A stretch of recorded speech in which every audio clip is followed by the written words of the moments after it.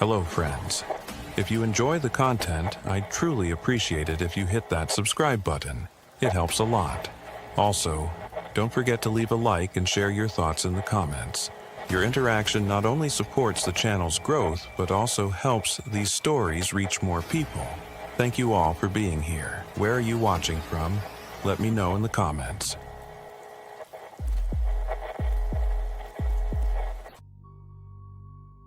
The intercom crackled to life from my own locked office, answering questions I hadn't yet asked.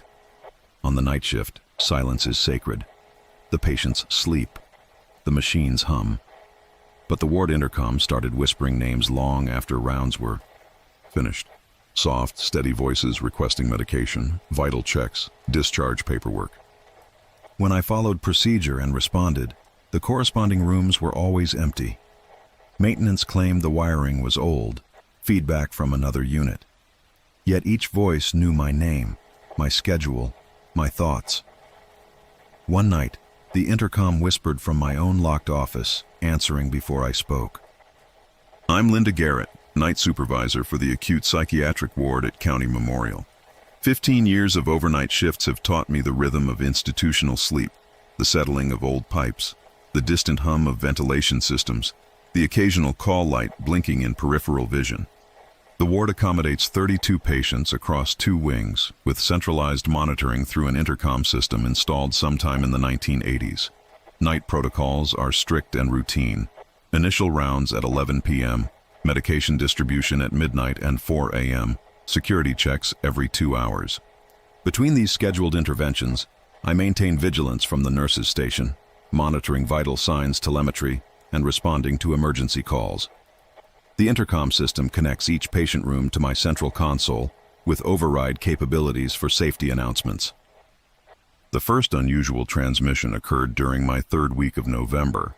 At 1:23 a.m., a soft female voice emerged from the speaker system. "Nurse Garrett, could I have some water, please? Room 15. I checked the patient census. Room 15 housed Mrs.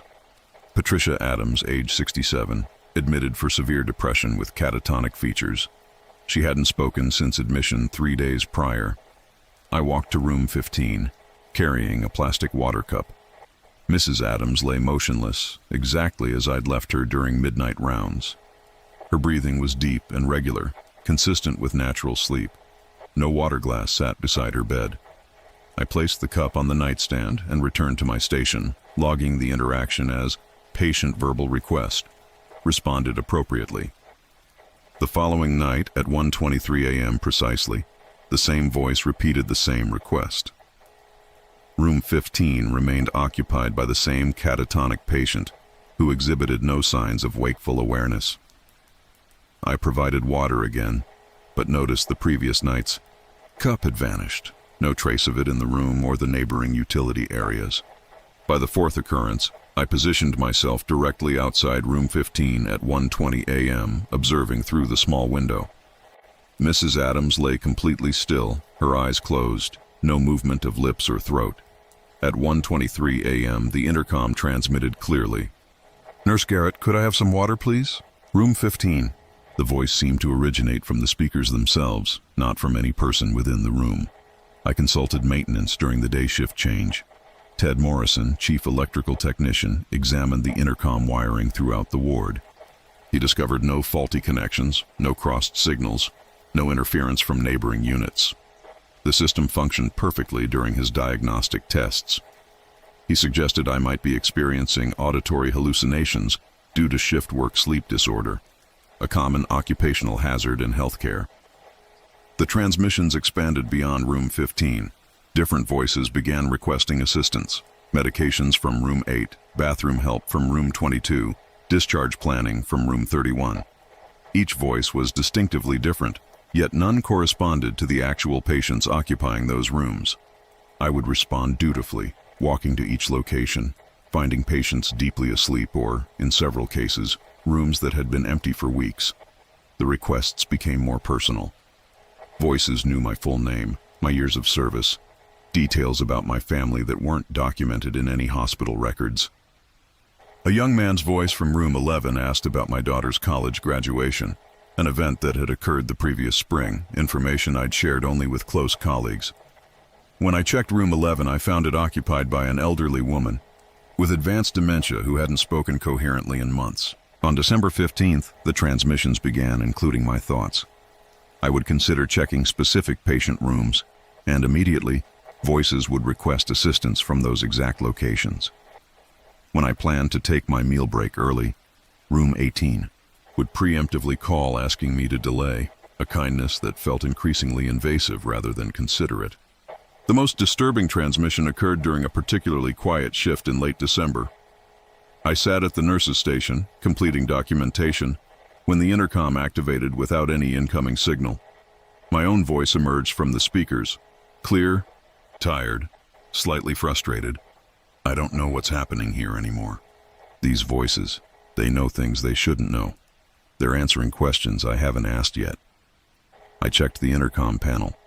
All room channels showed inactive. The transmission was originating from channel 0, the administrative override channel accessible only from my console. I verified that my microphone was off, my hands nowhere near the controls. The recording continued with my voice speaking words I had never said aloud. I think they're learning from me. Each night they understand more about how this place works, about how I work. They're practicing being me. I stood up, backing away from the console. The red transmission light remained active on channel 0, my own office frequency. I walked to my office, found it locked as always, yet the intercom speaker inside was clearly active, my voice still emerging from within. Linda's not working tonight. Linda's tired. Linda needs to rest while we handle the patients. I inserted my key, opened the door, and found my office exactly as I'd left it, except for the intercom handset, which lay off its cradle on my desk. The transmission continued, my voice now taking on a soothing professional tone. This is Nurse Garrett. All patients are stable and resting comfortably. No further rounds necessary tonight. I hung up the handset, but my voice continued transmitting from somewhere else in the building, somewhere I couldn't locate, providing updates and reassurances to staff members who weren't scheduled to work until morning. That was 3 weeks ago. Now I hear my voice throughout the night shift, handling medication requests, conducting safety checks, responding to emergencies I never witness. The day nurses have begun commenting on my thoroughness, how all patients seem so well cared for in the mornings, how detailed my shift notes have become, though I don't remember writing half of them. Last night during my scheduled break, I walked through the ward and found myself moving through the corridors, checking on patients, adjusting blankets, refilling water cups.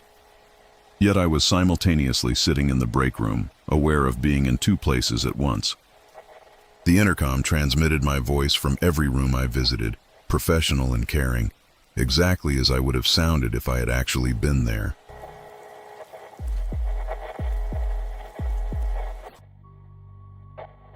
The mirrors showed patients painting while their real bodies slept in locked rooms 3 floors away. Art therapy helps patients externalize their inner worlds. But when I installed new mirrors for self-image exercises, the reflections behaved differently. Delayed movements, wrong facial expressions, sometimes no reflection at all. The mirrors began showing unfamiliar patients, those long discharged, some deceased. Their art supplies remained wet on the tables each morning, though the ward had been empty overnight. I stopped sessions last week, yet every morning I find new paintings drying under the lights, each signed with my name, reversed in glass. I'm Catherine Wells, licensed occupational therapist specializing in psychiatric rehabilitation. The art therapy room on the 3rd floor serves as a neutral space where patients can express themselves through creative media, painting, sculpture, collage work that helps process traumatic experiences and rebuild cognitive connections. The room's large windows provide natural light, essential for both mood regulation and accurate color perception. In November, I requested approval for therapeutic mirrors, 3 large panels designed to help patients work through body dysmorphia and self-perception issues. The mirrors arrived from a medical supply company that specialized in psychiatric facility equipment. Professional grade, shatterproof, mounted securely to prevent self-harm incidents. The installation was completed on a Tuesday. I arranged the Mirrors to create a triangular workspace where patients could observe themselves while creating art, integrating visual self-awareness with creative expression. The therapeutic potential seemed significant. Patients struggling with identity issues could literally see themselves in the process of creation. During the first week, I noticed subtle irregularities. Patients would move their hands to mix paint, but their mirror reflections completed the gesture a half-second later. Initially, I attributed this to lighting effects or the slight curvature of the mirror surface. Professional mirrors often display minor distortions that can create timing illusions. Mrs. Patterson, a 58-year-old woman with severe depression, was working on a watercolor landscape when she paused mid-brush stroke. "Miss Wells," she said, "my reflection is still painting. Should I wait for her to catch up?" I looked at the mirror. Mrs. Patterson's reflection was indeed moving independently, adding delicate blue washes to clouds that Mrs. Patterson hadn't yet painted on her actual canvas. The reflection's painting was more sophisticated, more emotionally expressive than Mrs. Patterson's typical work. "Let's take a break," I suggested, guiding her away from the mirror station. When I returned after lunch, both canvases, the real one and somehow the reflections version, were completed and drying on the easel. The reflected painting had materialized as a physical object, though I had no memory of Mrs. Patterson creating it. The phenomena escalated. Patients began reporting conversations with their reflections, their mirror selves offering artistic advice, suggesting color combinations, demonstrating techniques the patients had never learned. The reflected versions appeared more skilled, more confident than the actual patients. I documented these incidents as possible therapeutic breakthroughs. Perhaps the mirrors were helping patients access repressed creativity or hidden artistic abilities. The reflected paintings were consistently superior to the patient's conscious work, displaying technical sophistication and emotional depth that exceeded their documented skill levels. On December 3rd, I arrived early to prepare the room for morning sessions. All 3 mirrors displayed active scenes, patients painting, sculpting, engaged in creative work. Yet the psychiatric ward was empty. No patients were scheduled for therapy until 10 a.m. The figures in the mirrors moved naturally, independently, creating art with supplies that didn't exist in the physical room. I recognized some of the reflected patients. Mr. Davidson, who had been discharged 6 months ago. Mrs. Chen, who had died of complications following her treatment. They worked peacefully alongside patients I had never seen, individuals who didn't match any current or former residents of our facility. The mirrors weren't reflecting the present. They were displaying some alternative version of the therapy room where sessions continued perpetually, staffed by patients from across different time periods. I tried covering the mirrors with sheets, but each morning the covers lay folded neatly on the supply shelves. Fresh paintings appeared daily, watercolors, acrylics, charcoal sketches, all signed C. Wells in handwriting that resembled mine, but was somehow more elegant, more artistic than my actual signature. The reflected patients began acknowledging my presence. When I entered the room, they would look up from their work and wave. Some mouthed words I couldn't hear through the glass. Others held up their paintings for my approval, smiling with therapeutic satisfaction. I stopped scheduling patients for art therapy, locking the room to prevent any further incidents. Yet each morning, new artwork appeared, increasingly personal pieces that seemed to depict scenes from my own life. A watercolor of my childhood home, a portrait of my sister, who had died when we were teenagers, abstract pieces that captured emotions I had never shared with anyone. The signatures evolved. Instead of C. Wells, the reflected paintings were signed Catherine Wells, occupational therapist, Mirror Division. Some included dates from decades in the future, suggesting long years of continued service in some parallel version of the hospital. Yesterday, I entered the locked therapy room to find my own reflection seated at the central easel, painting while I stood motionless in front of the mirror. She looked up, smiled, and gestured for me to sit at the opposite easel. When I moved toward the chair, my reflection remained at the painting station, continuing her work. I was no longer controlling my own reflection. She had become independent, more therapeutically skilled, more artistically gifted than I had ever been. The painting she was completing showed the art therapy room from her perspective, looking out through the mirror at me, standing confused and unnecessary in the real world. At the bottom of her canvas, she had written, Catherine Wells, occupational therapist. Reflection completed. Report to patient services for reassignment. I checked my employee badge. The title had changed from staff to patient. The photo showed my face, but taken from the mirror's perspective, reversed backward wrong. Documentation becomes dangerous when the files begin recording futures instead of histories, when treatment notes transform into prophecies written in familiar handwriting.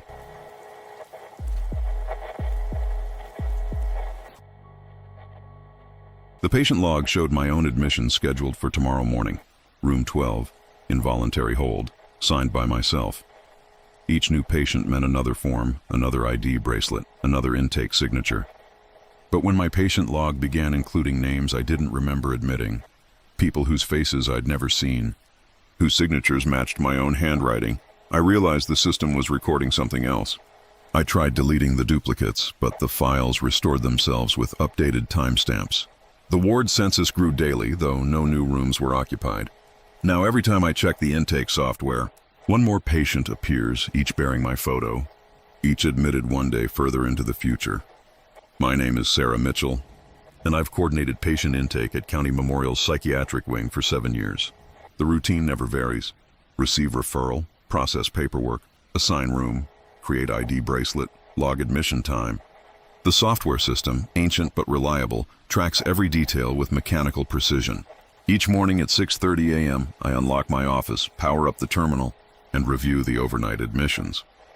The first anomaly appeared on a Tuesday in March. Among the standard overnight entries, I found a patient named David Reynolds, admitted at 2:17 a.m. Involuntary hold, signed by S. Mitchell. I had no memory of processing this admission. No referral documents existed in the physical files. When I checked room 23, where the system indicated he'd been placed, the bed was empty. Housekeeping confirmed no patient had occupied that room. I deleted the entry, assuming a system glitch. The next morning, David Reynolds reappeared. Same details, same timestamp, same signature. This time, his photo appeared in the file, a middle-aged man with hollow eyes and a slight smile. I'd never seen him before. By the end of the week, 7 phantom patients populated my system, all admitted between midnight and 3 a.m., all signed by me, all placed in rooms that remained empty. I contacted IT support, who found no evidence of external access or database corruption. The entries, they assured me, were legitimate, created through proper login credentials and authorization codes. The pattern escalated. Each phantom patient's file contained increasingly detailed information.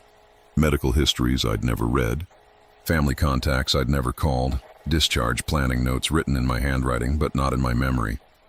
Their photos became more familiar, faces I might have seen in passing, features that reminded me of distant relatives or half-remembered dreams.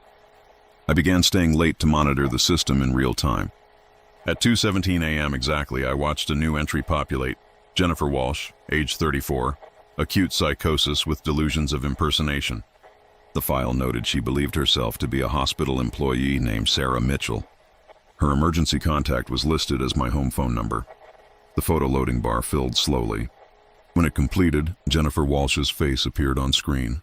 My face, taken from my employee ID badge but subtly altered. Her eyes held a desperate expression I'd never worn, and her mouth was open as if caught mid-scream. I tried logging out, but the system wouldn't respond. More entries appeared. Patricia Cole, admitted 2:18 a.m., claiming to be the real intake coordinator. Michael Torres, 2:19 a.m., insisting all other patients were imposters of himself. A dozen more, each bearing variations of my photo, each claiming to be me. The office lights flickered. When they steadied, my reflection in the computer monitor showed someone else's face, one of the phantom patients, staring back with recognition and relief. I touched my cheek, and she mirrored the gesture perfectly. On the desk beside my keyboard, a fresh ID bracelet had appeared. Mitchell, Sarah the patient, 2:47, admit, 3:17 a.m. The plastic was still warm from the printer. I checked my watch. 3:16 a.m. The system chimed softly, registering my admission. The phantom patients weren't phantom at all. They were all previous versions of myself, each one convinced they were the real Sarah Mitchell until their replacement arrived. Now I understand why the rooms stay empty. We don't get rooms. We get desks and terminals, and the endless task of processing our own admissions one by one until the next version takes our place. The intake log refreshes every night, and somewhere in the system, another Sarah Mitchell will find my entry tomorrow morning, confused, concerned, certain that she's never seen me before. In the psychiatric wing, night shifts reveal what daylight conceals, the soft whispers that echo through empty corridors, carrying messages from rooms that should be silent.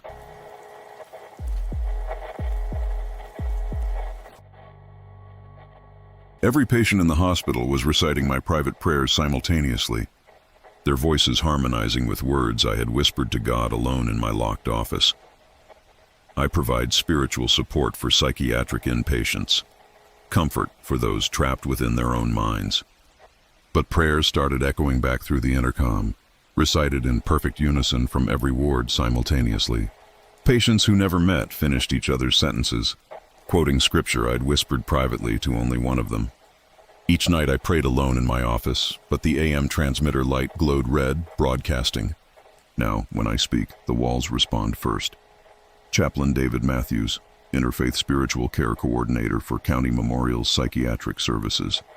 8 years of ministry to patients experiencing acute mental health crises, providing non-denominational spiritual support during hospitalization and recovery. My role involves bedside visitation, crisis counseling, and facilitating connections between patients and their personal faith, traditions during vulnerable periods. Hospital chaplaincy requires careful balance between professional boundaries and genuine spiritual connection. Patients often experience existential distress alongside psychiatric symptoms, questioning meaning, purpose, divine presence during their darkest moments. I offer prayer when requested, scripture reading when appropriate, and quiet presence when words aren't sufficient. My office on the second floor serves as both administrative workspace and private chapel. Between patient visits, I maintain personal prayer practices, silent meditation, scriptural study, intercession for those under my spiritual care.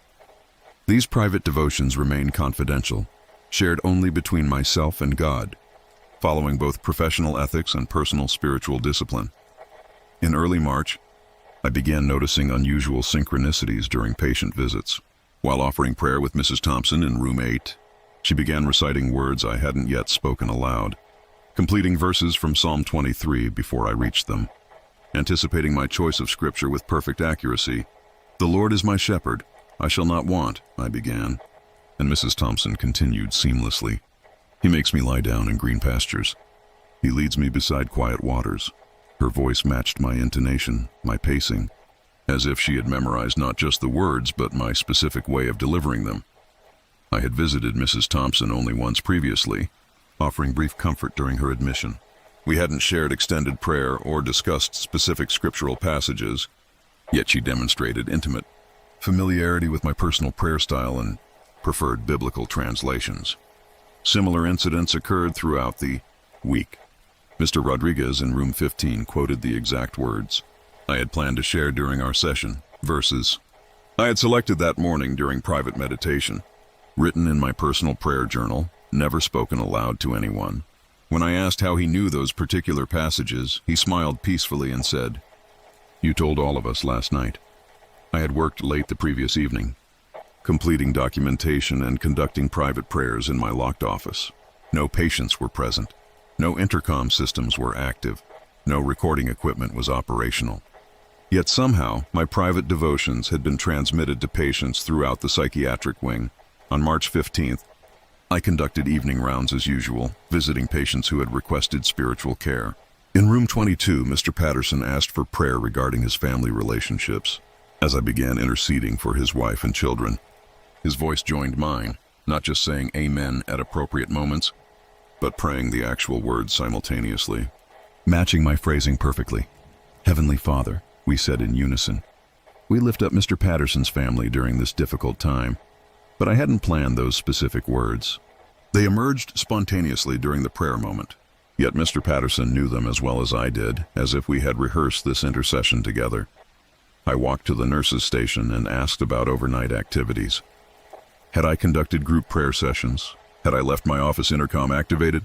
The night nurse, Linda Garrett, checked her logs and confirmed that I hadn't been in the building after 8 p.m. the previous evening.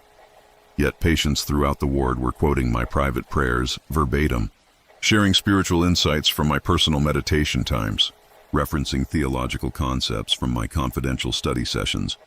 I decided to monitor my office more carefully. That evening, after completing patient visits, I remained in my office for private prayer time. The door was locked, window shades drawn, no electronic devices activated. I prayed silently for each patient by name, asking for their healing, comfort, and spiritual peace.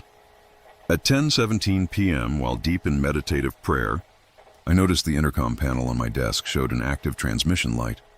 Channel 0, the all-call frequency that broadcasts to every room simultaneously, was engaged, though I hadn't activated any communication systems.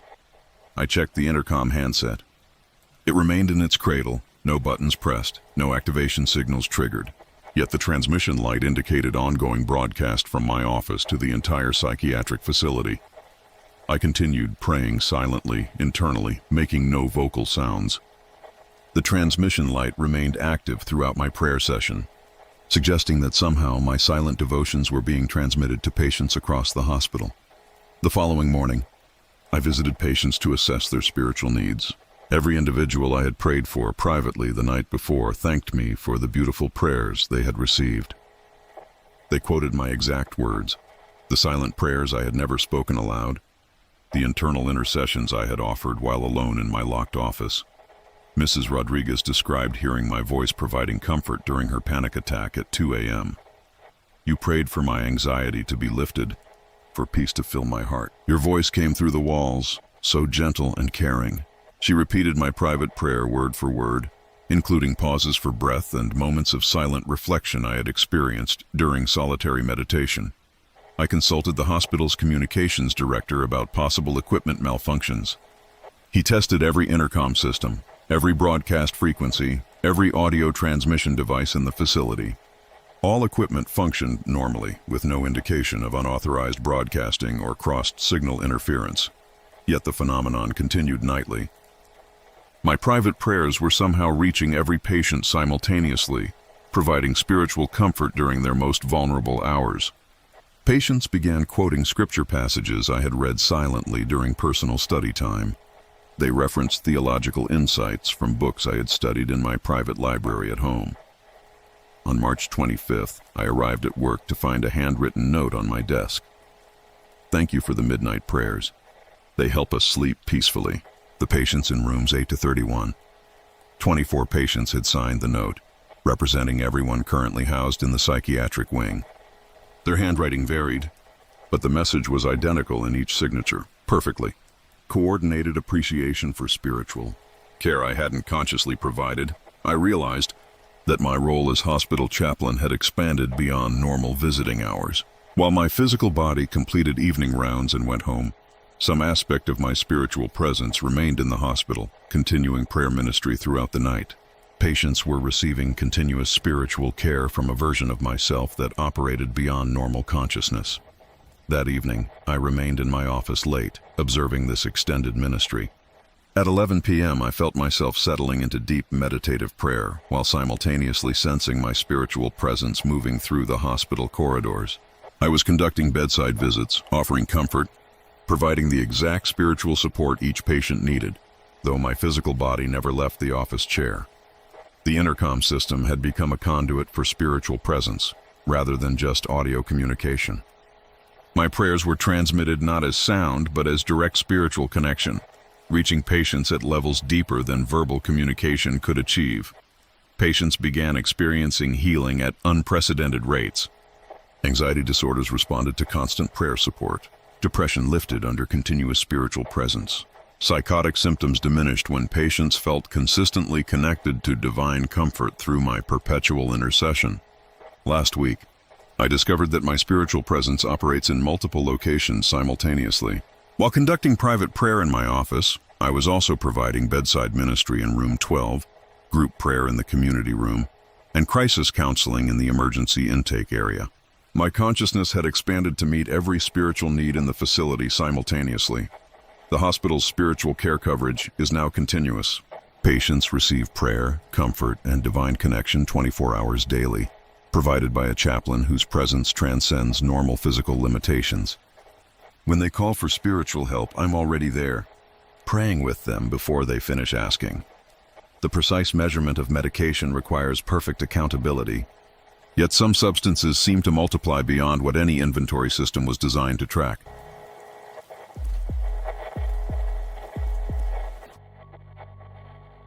The basement corridor stretched longer each night, humming along with my cleaning rhythm while doors appeared that led to rooms not built by human hands. I've cleaned every floor of the hospital except the basement. Last week, administration added it to my route.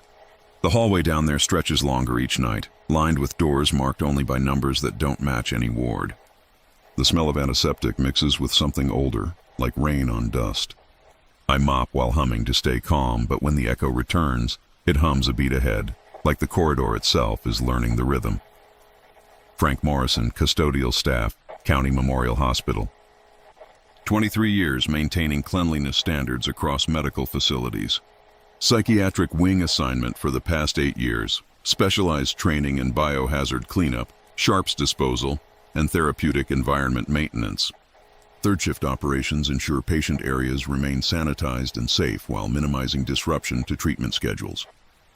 Hospital custodial work follows strict protocols. Each floor requires specific cleaning agents, particular attention to infection control, and careful navigation around sensitive medical equipment. The psychiatric wing demands additional precautions, no harsh chemical odors that might trigger patient reactions, quiet equipment operation during sleep hours, and secure storage of cleaning supplies that could pose self-harm risks. My regular route covers floors 1 through 4, patient rooms, common areas, administrative offices, therapy spaces. Each area takes approximately 45 minutes to complete properly. The basement level was always restricted, maintenance access only, containing mechanical systems, electrical infrastructure, and storage areas that required specialized technician clearance. On March 1st, my supervisor handed me an updated assignment sheet. "Frank, we're adding basement level to your nightly routine.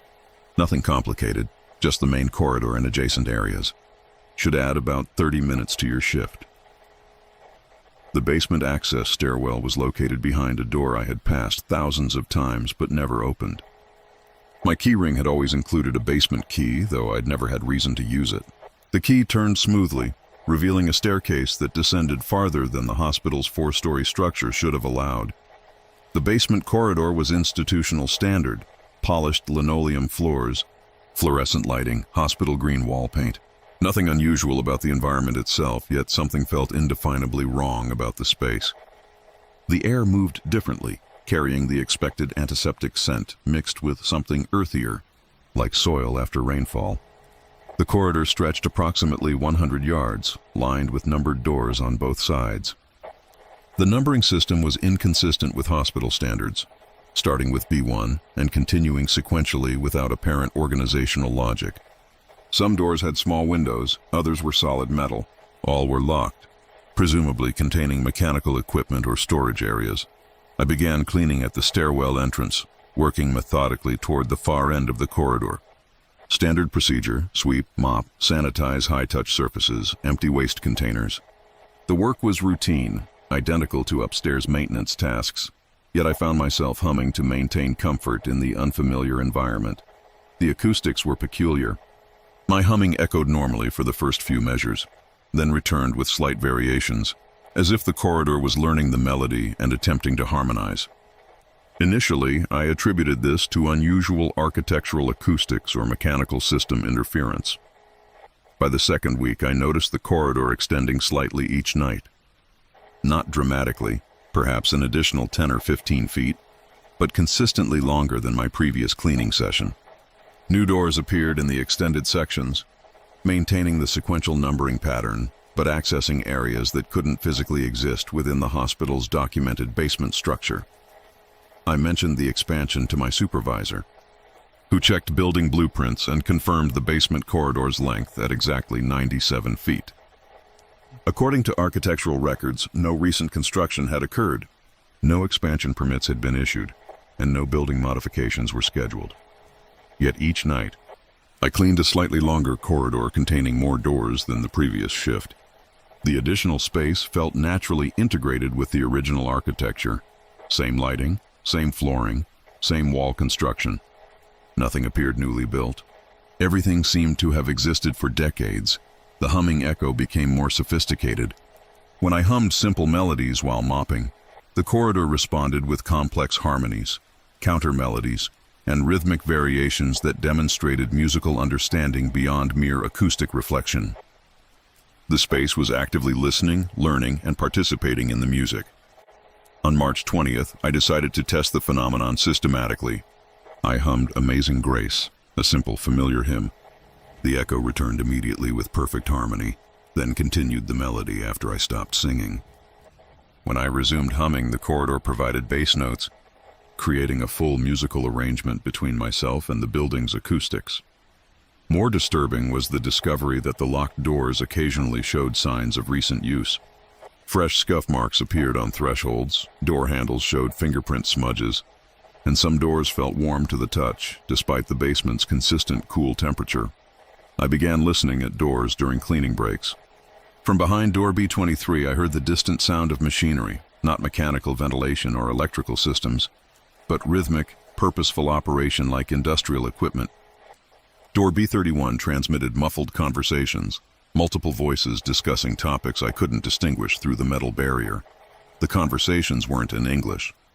The voices spoke in languages I didn't recognize, though the cadence and tone suggested professional discussions, perhaps medical consultations or administrative meetings. The speakers seemed familiar, their vocal patterns reminiscent of hospital staff members, but speaking in tongues I had never heard them use. On March 25th, I encountered the first unlocked door. Door B17 stood slightly ajar, revealing a room that extended beyond what the hospital's foundation should have allowed. The space contained office furniture, medical equipment, and filing cabinets filled with patient records for individuals whose names I didn't recognize. The office appeared actively used. Coffee cups sat half-empty on desks, computers displayed current data, and appointment calendars showed today's date with scheduled meetings. Yet according to hospital administration, no staff members were assigned to basement offices, and no patient services operated below ground level.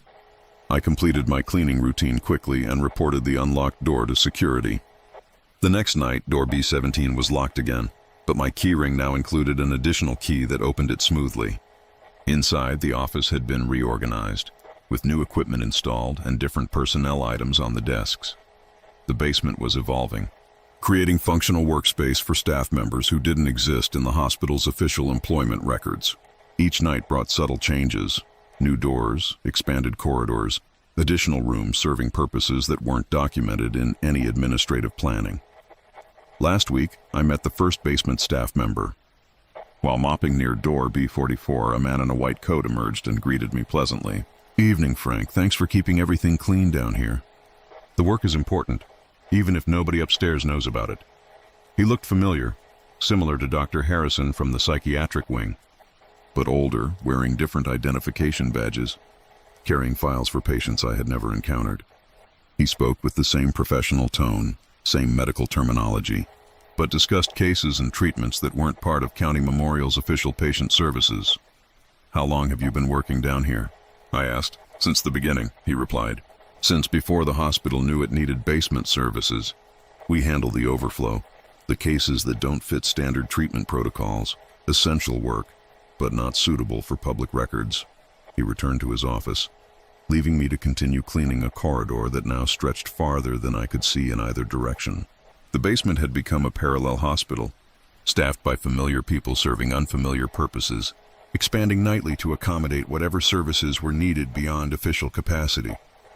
My humming now harmonizes with voices from occupied offices, creating complex musical arrangements that echo through corridors that exist only when they're needed.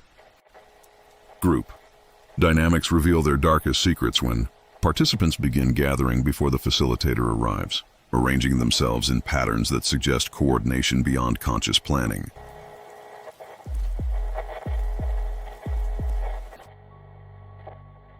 The EEG machines were recording synchronized brainwaves from empty rooms. spelling out messages in electrical patterns that patients heard as voices calling their names. We record brainwaves of psychotic patients to study hallucination patterns. But one EEG file played rhythmic tones, a frequency that only the monitored patient should hear. The signal grew stronger nightly, audible through the walls. When I reviewed the data, I realized the brainwaves were synchronized across multiple patients, forming coherent speech. The waveform spelled my name. Now the machines turn on without power, and the patients sleep with electrodes still connected, dreaming in my frequency. Dr. Amanda Foster, staff neurologist, County Memorial Psychiatric Research Division. 12 years specializing in electroencephalography for patients experiencing psychotic disorders, auditory hallucinations, and severe dissociative episodes. EEG monitoring provides objective measurement of brain activity during acute psychiatric symptoms, helping distinguish neurological from purely psychological phenomena. The EEG laboratory contains 6 monitoring stations, each equipped with 32-channel recording systems capable of detecting minute electrical changes in brain tissue. Patients wear electrode caps during overnight monitoring, allowing continuous documentation of sleep patterns, seizure activity, and abnormal neural responses associated with psychiatric conditions.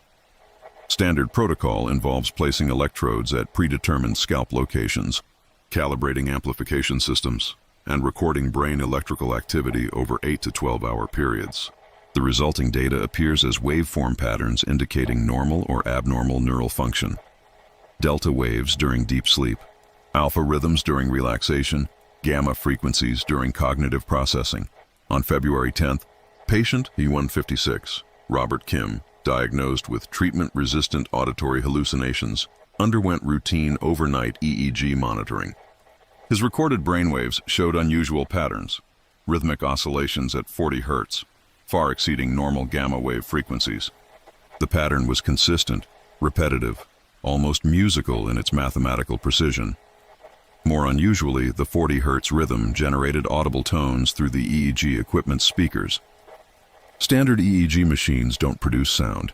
They record electrical signals that remain silent unless converted through specialized audio software. Yet patient number 156's brainwaves were somehow creating acoustic output directly from the monitoring equipment. I consulted with biomedical engineering about possible equipment malfunction.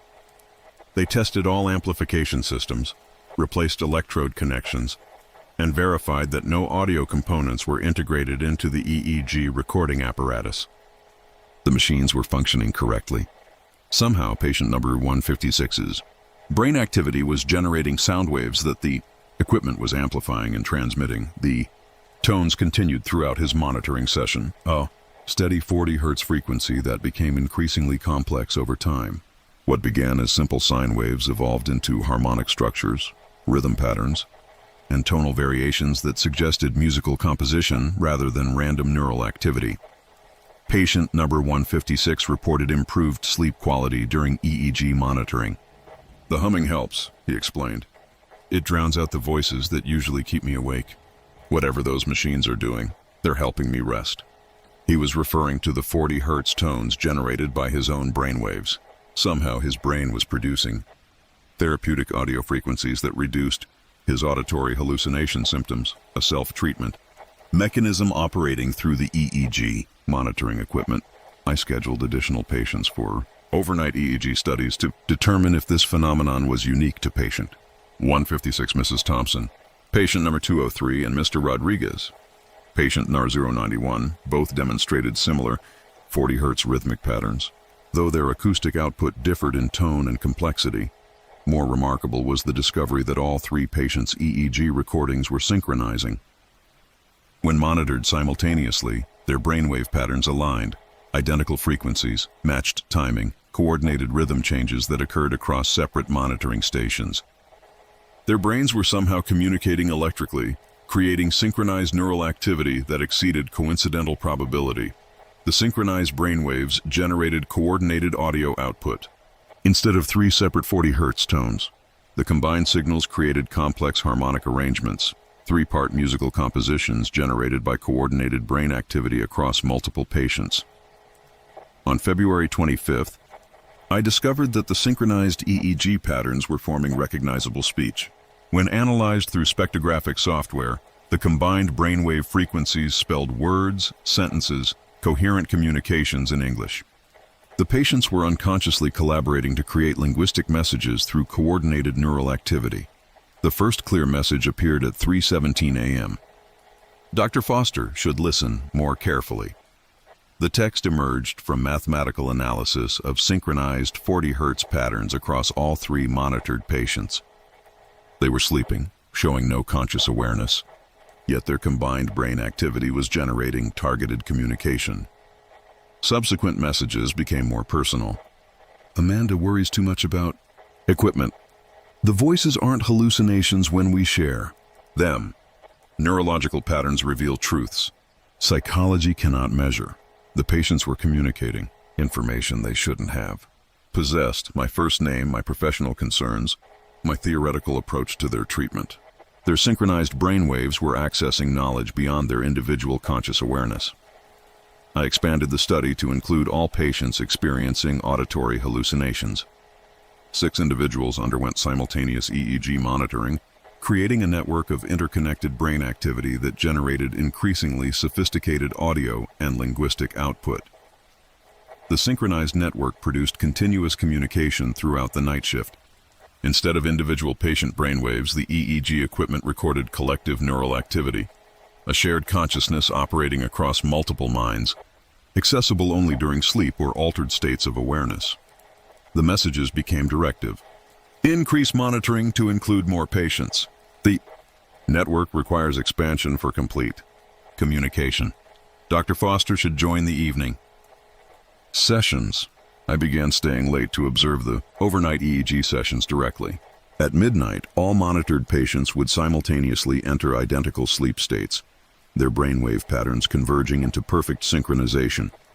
The EEG machines generated coordinated audio output, complex musical arrangements that seemed to guide the patient's shared dreaming experience.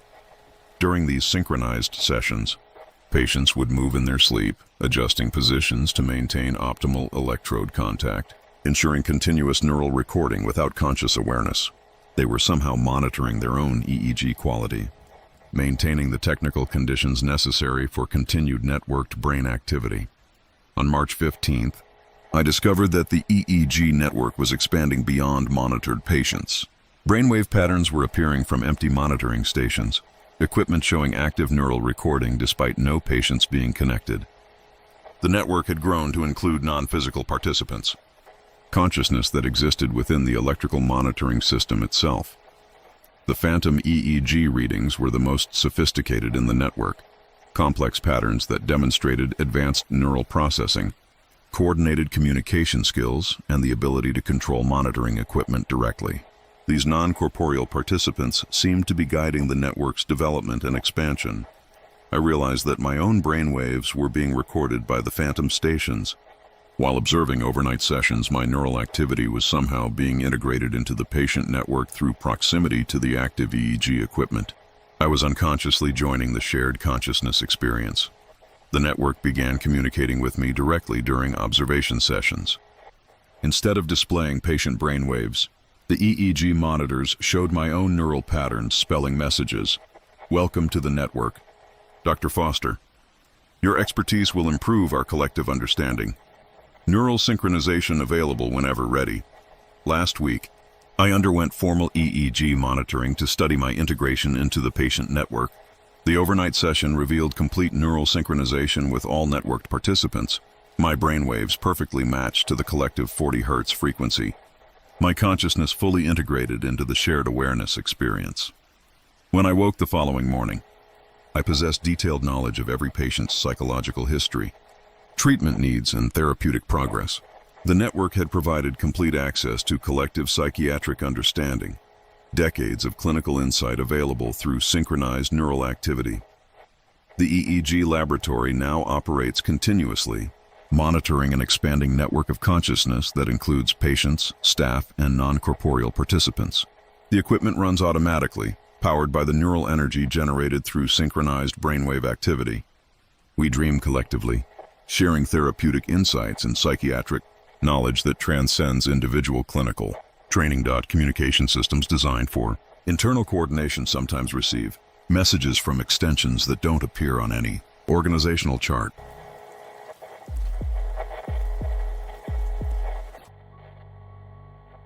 The personnel file showing my death certificate was filed neatly under active staff, with performance evaluations updated through next year, and my signature approving my own memorial service arrangements.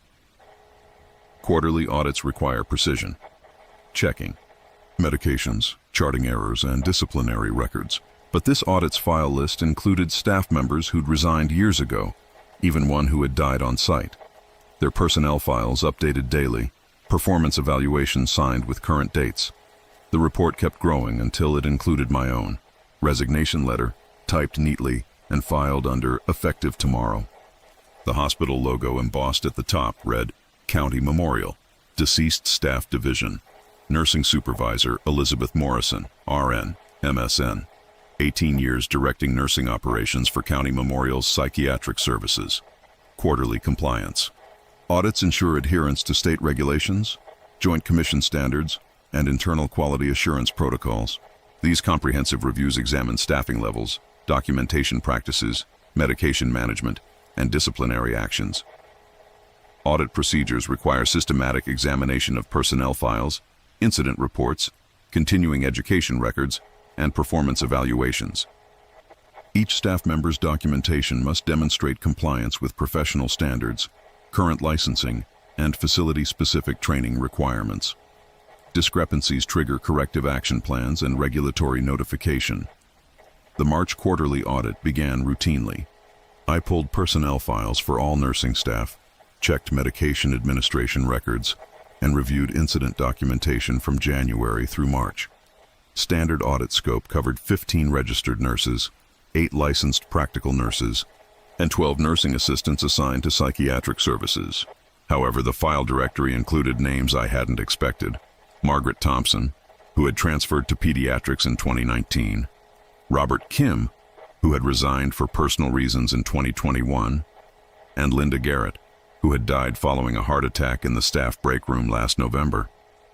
Initially, I assumed these were filing errors, outdated records that hadn't been properly archived. Yet when I pulled their files, I found current documentation, recent performance evaluations, updated continuing education certificates, and pay stubs showing regular salary deposits through the present date. Linda Garrett's file was particularly concerning. Despite her death 7 months ago, her personnel record showed consistent work performance, completed night shifts, and participation in staff development activities. Her nursing license renewal was current, her performance evaluation was rated exceeds expectations, and her time card indicated 40 hours of work completed just last week. I contacted Human Resources about the documentation errors. They confirmed Linda Garrett's death and her official termination of employment effective November 15th. Yet her active personnel file contradicted these records, showing continuous employment and satisfactory job performance through the current audit period. More troubling were the performance evaluations. Linda's most recent review, dated March 1st, contained detailed assessments of her patient care skills, communication effectiveness, and professional development goals. The evaluation was signed by both Linda and myself, though I had no memory of conducting this review. My signature was authentic. Same handwriting, same pen preference, same supervisory language I typically used in performance documentation. Yet I had never written this evaluation for an employee who had been deceased for months. The audit scope continued expanding. Additional personnel files appeared in the directory, staff members from decades past, employees who had worked briefly and left, even individuals whose names I didn't recognize. Each file contained current documentation suggesting active employment and regular job performance. I found files for nurses who had worked at County Memorial in the 1980s and 1990s, with updated continuing education records, recent performance evaluations, and current salary information. Their nursing licenses showed renewals dated within the past month, though many of these individuals would be retirement age or deceased. The documentation was professionally complete. Each file included comprehensive employment histories, disciplinary records, educational achievements, and performance assessments spanning decades of service. The paperwork was authentic, detailed, and impossible, documenting careers that couldn't have continued under normal circumstances. On March 15th, I discovered my own personnel file in the audit directory under a section labeled Pending Transitions. The file contained documents I had never seen, a resignation letter dated for the following day, an exit interview scheduled for next week, and a retirement party planning memo signed by staff members I supervised. My resignation letter was typed on my personal stationery, signed with my authentic signature, and addressed to hospital administration. The letter thanked County Memorial for 18 wonderful years of service and expressed my intention to pursue new opportunities in healthcare consulting. I had never written this letter. I had no plans to resign, no interest in healthcare consulting, and no memory of scheduling any exit interview. Yet the documentation was professional, complete, and filed appropriately in my personnel record. The audit report continued growing beyond the psychiatric services scope. Files appeared for staff members from other departments, radiology technicians, laboratory personnel, maintenance workers, administrative assistants. All showed similar patterns. Current employment documentation for individuals who had left the hospital years ago. More concerning was the discovery of files for employees who had never worked at County Memorial. Complete personnel records existed for healthcare professionals I had never met, with employment histories at our facility dating back decades. Their files showed consistent work performance, regular salary payments, and professional development that spanned careers at a hospital they had never actually joined. The audit was documenting a parallel staffing structure, a county memorial, workforce that included everyone who had ever worked at the facility, plus employees who existed only in personnel documentation. This shadow staff maintained continuous employment regardless of resignation, retirement, or death. I found disciplinary records for deceased employees, continuing education certificates for staff members who had left decades ago, and performance evaluations for workers who existed only on paper. The hospital was maintaining active employment for hundreds of individuals who weren't physically present, but remained professionally engaged through documentation. My own file continued updating daily. New performance assessments appeared, signed by supervisors whose names I didn't recognize. Professional development goals were established for projects I hadn't requested. Disciplinary actions were documented for policy violations I hadn't committed.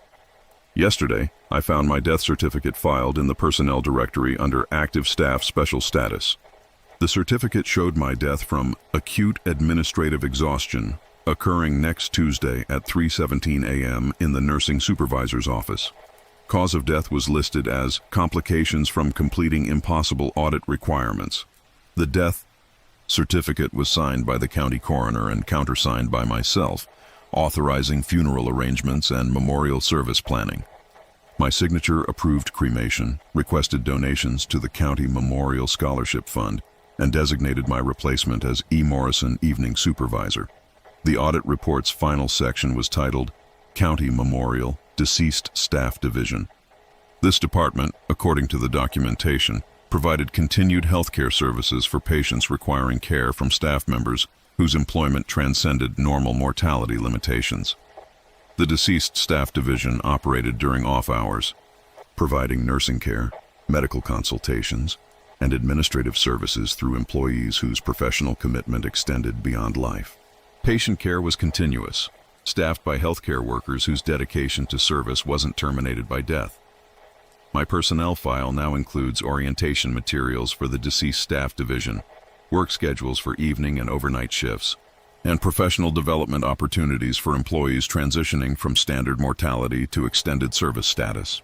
The hospital logo on these documents is subtly different. County Memorial Hospital, with an additional line reading, Comprehensive Care, Life and Beyond.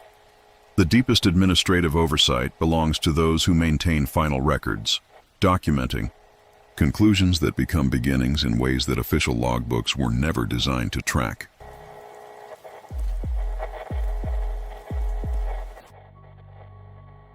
The black key opened a corridor that wasn't in the blueprints, lined with rooms containing people who asked me how my shift was going, in my own voice. Every door in the psychiatric wing requires a specific key. I know them all by weight and shape, But last month, a new key appeared on my ring, unlabeled, black, cold to the touch. It didn't fit any door on record, yet I heard it jingling alone at night, demanding use. When I finally tried it, the key opened a hallway that wasn't in the blueprints.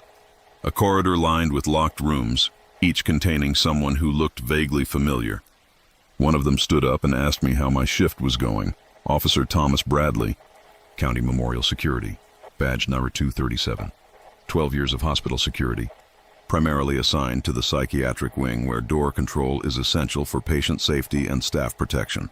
My keyring contains 17 keys: main corridor access, patient room emergency overrides, medication storage, administrative offices, and maintenance areas. Each key is numbered, registered, and accounted for during shift changes. Hospital security operates on systematic access control. Every door, every lock, every entry point is documented in facility blueprints and security protocols. I memorized the layout during my first month: which keys open which doors, which areas require two-person access, which locks activate silent alarms when breached. The psychiatric wing contains 48 doors. My keyring provides access to 47 of them. The 48th, the Chief Administrator's office, requires special authorization. On March 8th, during routine shift inventory, I discovered an additional key on my ring. Black metal, unmarked, slightly larger than standard hospital keys.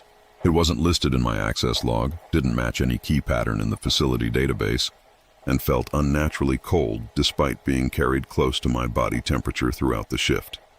I reported the anomaly to my supervisor, who checked the key against master security records. No corresponding lock existed in the hospital system. The key's design didn't match current facility standards or historical patterns from previous security upgrades. Maintenance suggested it might be a leftover from building modifications.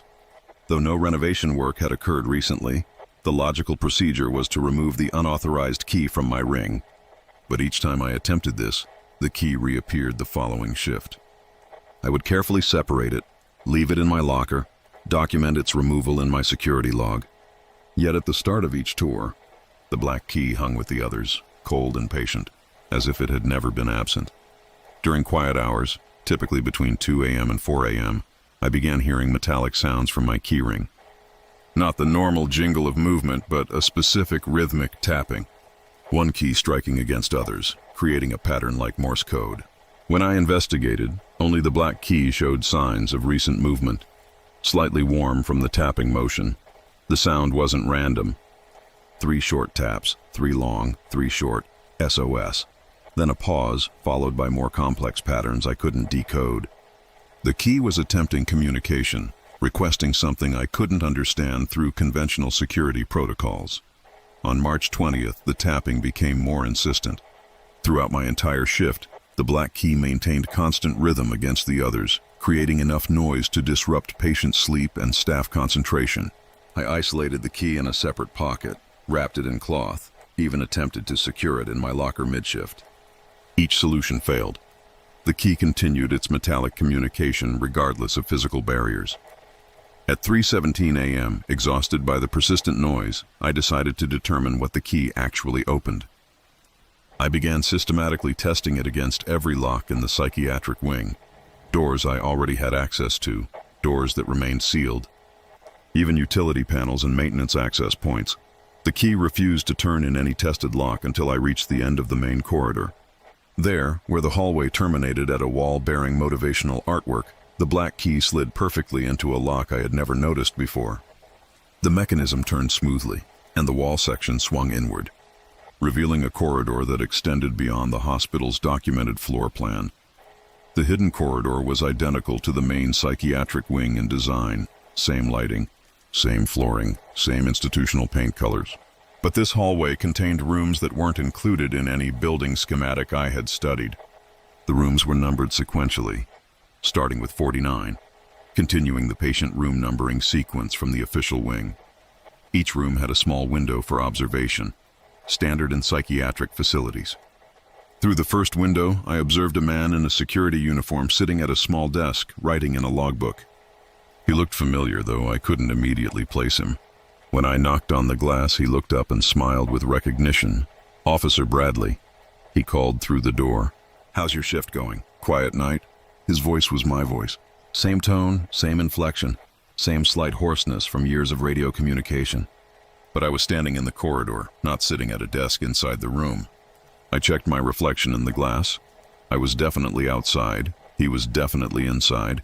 Yet we shared identical faces, identical uniforms, identical badge numbers. I moved to the next room. Another security officer who looked like me, this one standing by a window, looking out at a view that couldn't possibly exist from this interior location. He waved when he saw me, mouthing words I recognized. Everything's secure down here. Making rounds as scheduled.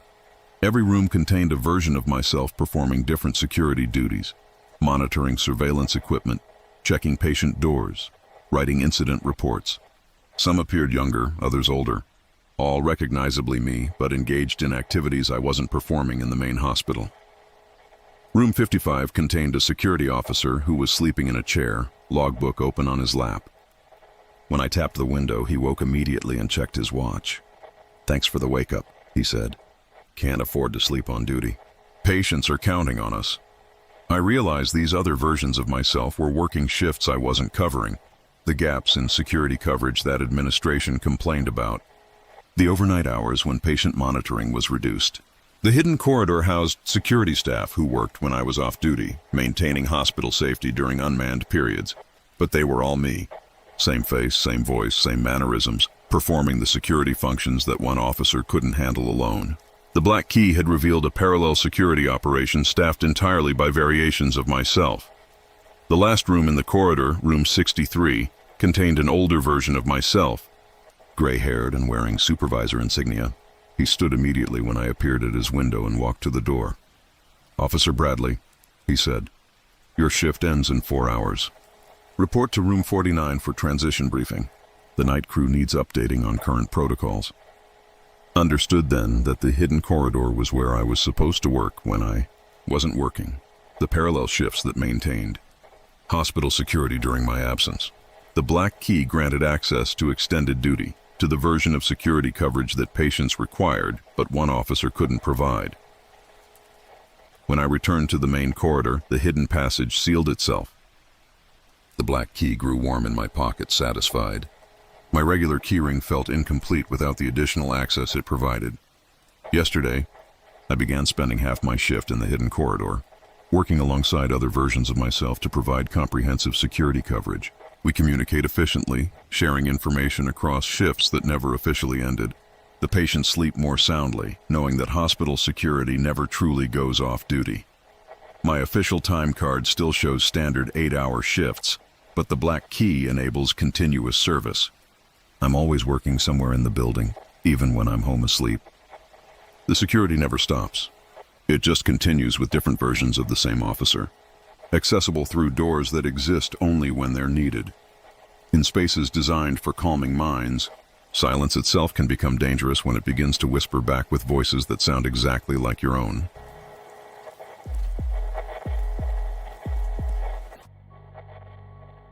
Patient number 218 sat in my chair, writing progress notes in my handwriting while I watched from behind the locked door. Patient number 218 insisted he was me. Same credentials, same past cases, even the same handwriting on his intake notes. I diagnosed delusional identity disorder, yet his session transcripts began updating themselves while I slept. Entries I never wrote, signed with my name. He requested transfer to my body for continued treatment. Administration approved the transfer form last week, though I never submitted it. Now the badge on my coat feels heavier each day, and the man in room 12 signs progress notes faster than I can. Dr. Michael Harrison, licensed psychiatrist, staff ID 4471. I've practiced inpatient psychiatry at County Memorial for 11 years, specializing in acute psychotic disorders and delusional ideation. My patient load typically includes 15 to 20 individuals requiring intensive therapeutic intervention and medication management. Standard protocol involves daily evaluations, comprehensive treatment planning, and detailed documentation of therapeutic progress. Patient number 218 arrived via emergency commitment on January 8th. The intake notes, completed by Dr. Michael Harrison according to the electronic signature, described a 42-year-old male presenting with grandiose delusions and identity confusion. The patient claimed to be a psychiatrist at County Memorial, insisting that he belonged in the physician's lounge rather than the locked ward. Such delusions are common in acute psychiatric presentations. During our initial session, patient number 218 demonstrated remarkable familiarity with hospital protocols, staff schedules, and administrative procedures. He knew my office extension, my preferred therapeutic approaches, even the names of my previous patients.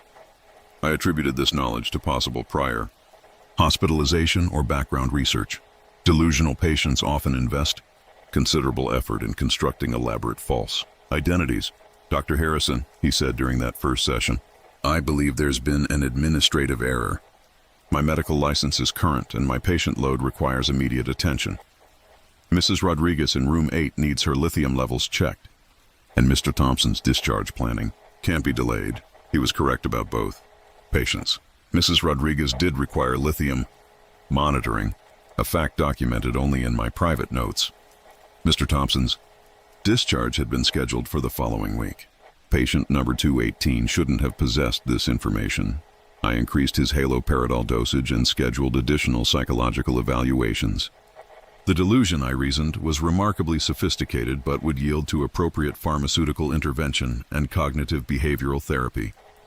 On January 12th, I discovered troubling irregularities in patient number 218's file. The admission notes bearing my electronic signature contained details I hadn't written. The handwriting analysis, conducted for medico-legal purposes, matched my documented signature patterns with 99.7% accuracy. The timestamp indicated I had completed these notes at 2:17 a.m., though I had been home asleep at that time. More concerning were the session transcripts. Each therapeutic encounter was documented with clinical precision, including verbatim patient responses and detailed treatment recommendations. The notes reflected conversations I remembered having with patient 218, but the writing style was subtly different, more confident, more authoritative than my typical documentation approach. Patient number 218 began requesting professional consultations rather than therapy sessions. He would arrive at our scheduled appointments carrying manila folders, discussing cases from my current patient load with disturbing accuracy. He knew medication dosages, family history details, and treatment responses that existed only in confidential files accessible through my secure login credentials. The woman in room 15 isn't responding to the antipsychotic regimen, he observed during a session in late January. Her delusions are becoming more elaborate, more personalized. She believes she's a nurse here, claims she's worked night shifts for 15 years. Classic occupational displacement fantasy. I hadn't discussed room 15 with anyone. The patient he described, Linda Garrett, admitted 3 days prior, was indeed experiencing occupational delusions. Her case file remained sealed, accessible only to her treatment team. On February 1st, I arrived at my office to find patient number 218 seated at my desk, writing in a patient chart. The door had been locked. Security reported no unauthorized access. He looked up calmly as I entered. "Good morning, Dr. Harrison. I've been reviewing the quarterly treatment summaries. Your documentation has become quite thorough lately." The chart in his hands was my own handwriting.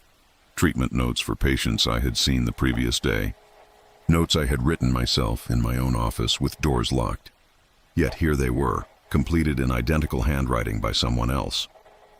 "I think," patient number 218 continued, "we need to discuss a transfer request.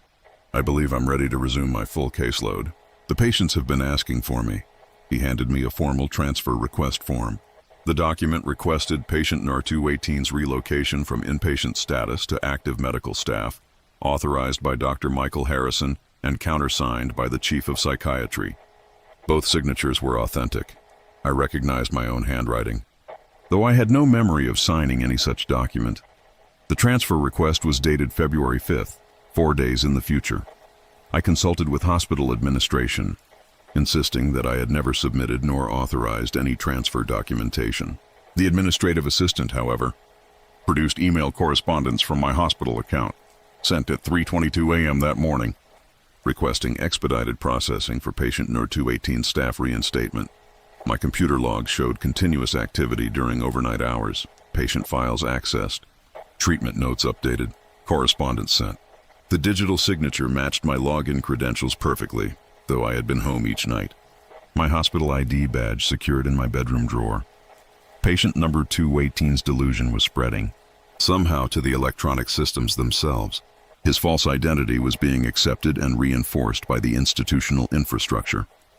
On February 3rd, I received a call from the chief of psychiatry requesting a meeting about my unusual work schedule. Apparently, I'd been conducting therapy sessions at 2 a.m., completing documentation at unprecedented speeds, and demonstrating remarkable improvement in patient outcomes. Night shift nurses reported seeing me throughout the building, though I hadn't worked nights in over 5 years. During this meeting, I observed my own name on the daily schedule board, Dr. Michael Harrison assigned to room 12, where patient number 218 was housed. According to the schedule, I was conducting a session with myself. I walked immediately to room 12. Through the reinforced window, I observed patient number 218 seated across from an empty chair, engaged in animated conversation. He was taking notes, nodding professionally, occasionally asking questions directed at the vacant space. "How long have you been experiencing these identity confusion episodes?" he asked the empty chair. "Do you remember your medical training? Your previous patients?" He wrote extensively in a legal pad, then looked up toward the observation window. When our eyes met, he smiled and held up his notes. Even from a distance, I could see my own handwriting filling the pages.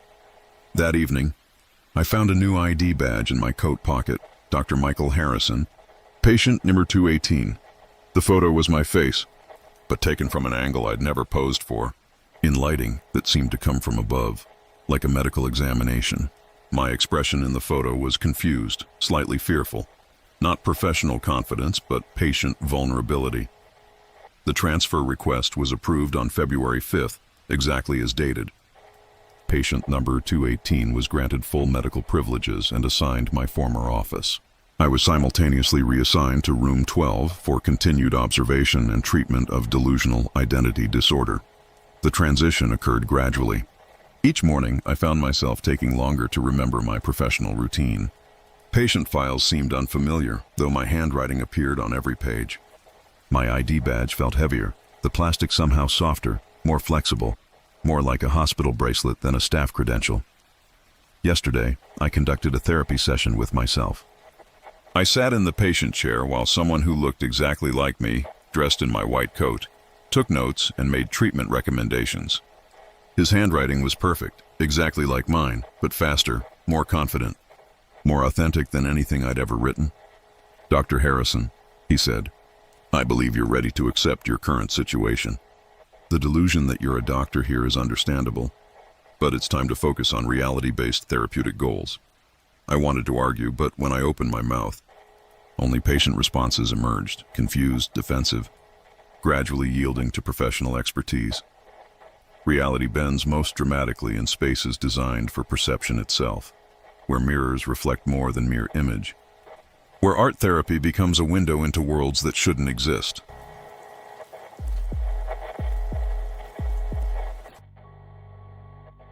The patient file bearing my name contained autopsy findings dated for next Tuesday.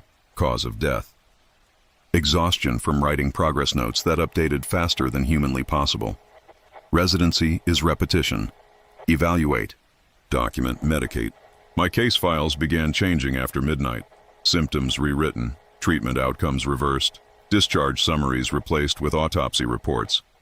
Each morning my handwriting appeared more erratic. I thought I was overworked until I found a file labeled with my own patient number, describing insomnia, dissociation, and escalating paranoia.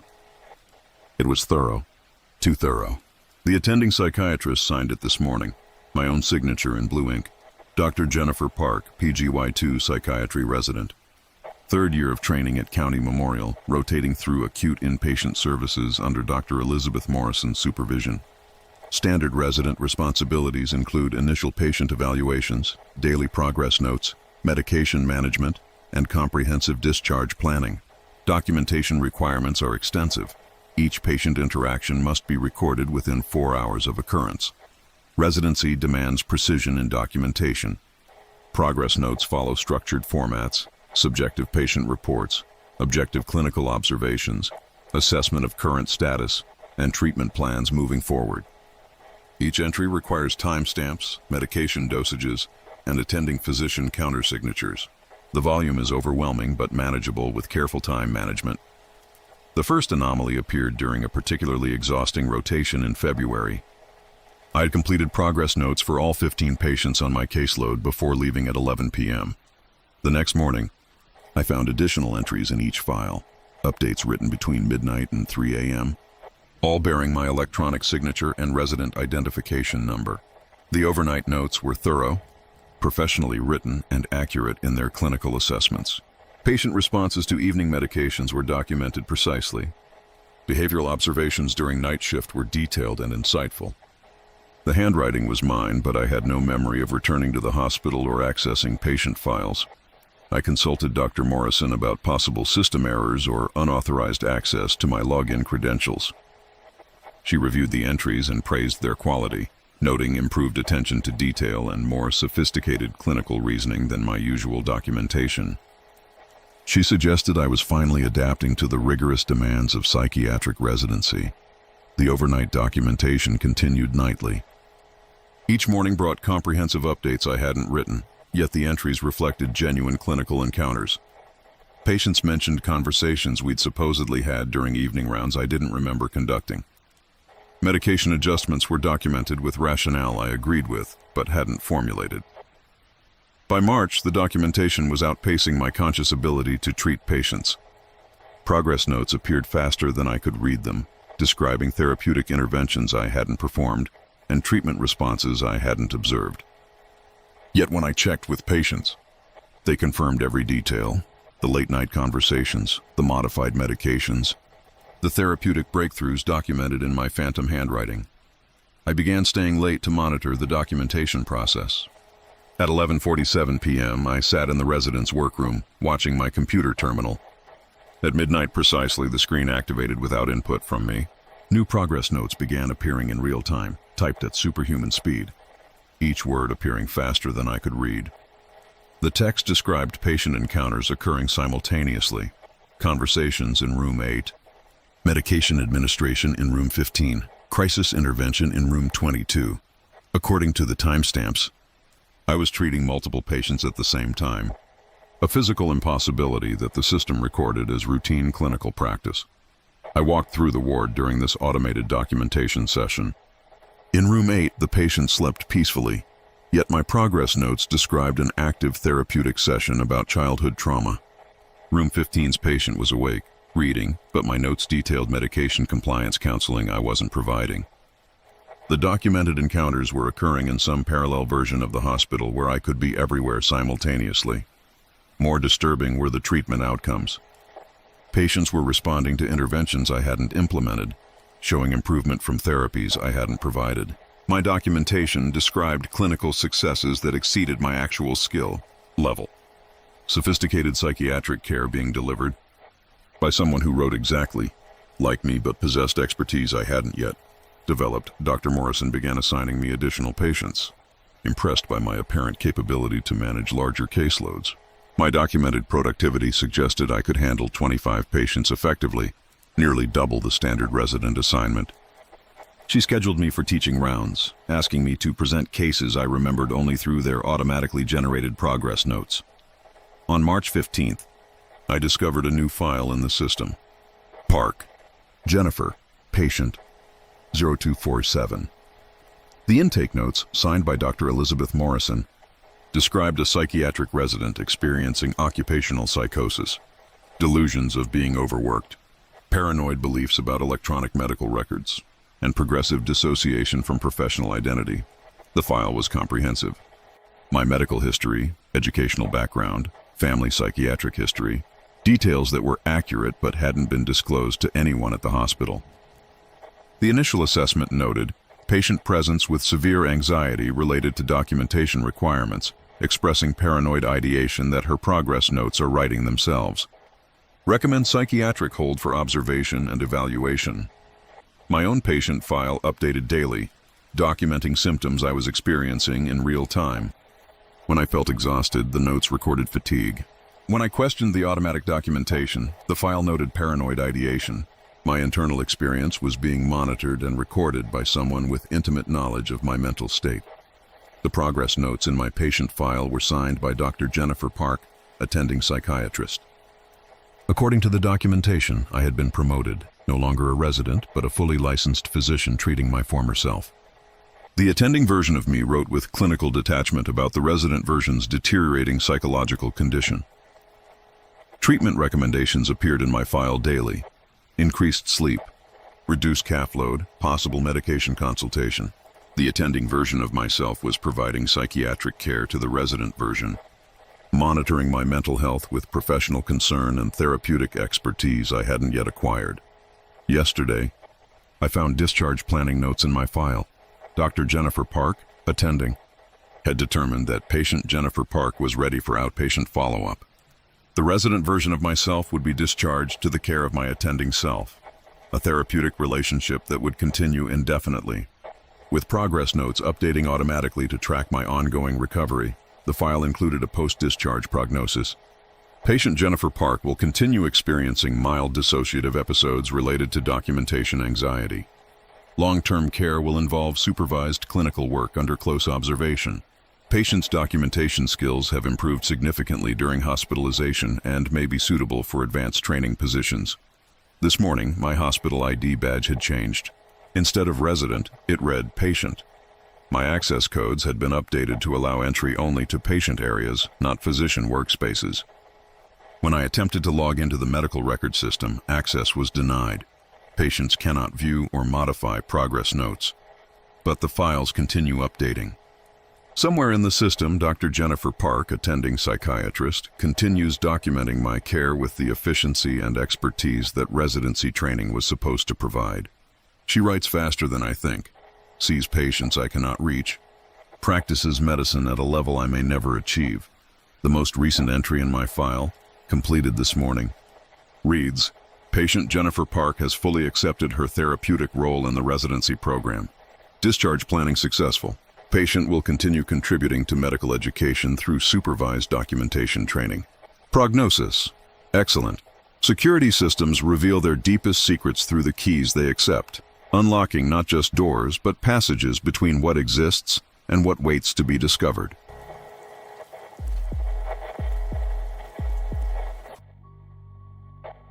The padded walls absorbed screams so effectively that they began storing voices, releasing them later in perfect unison. I'm ready to help. The quiet room was meant for calming aggression. Padded walls, soft light, no stimuli. But the patients I placed there began returning calmer, too calm, their voices softer, identical. The room's microphone caught whispers long after they left, overlapping murmurs saying the same phrase in unison. I'm ready to help. When I reviewed the recordings, I heard my own voice among theirs, repeating those words from somewhere inside the room. I'm Rachel Morrison, behavioral health nurse, specializing in crisis intervention and de-escalation techniques.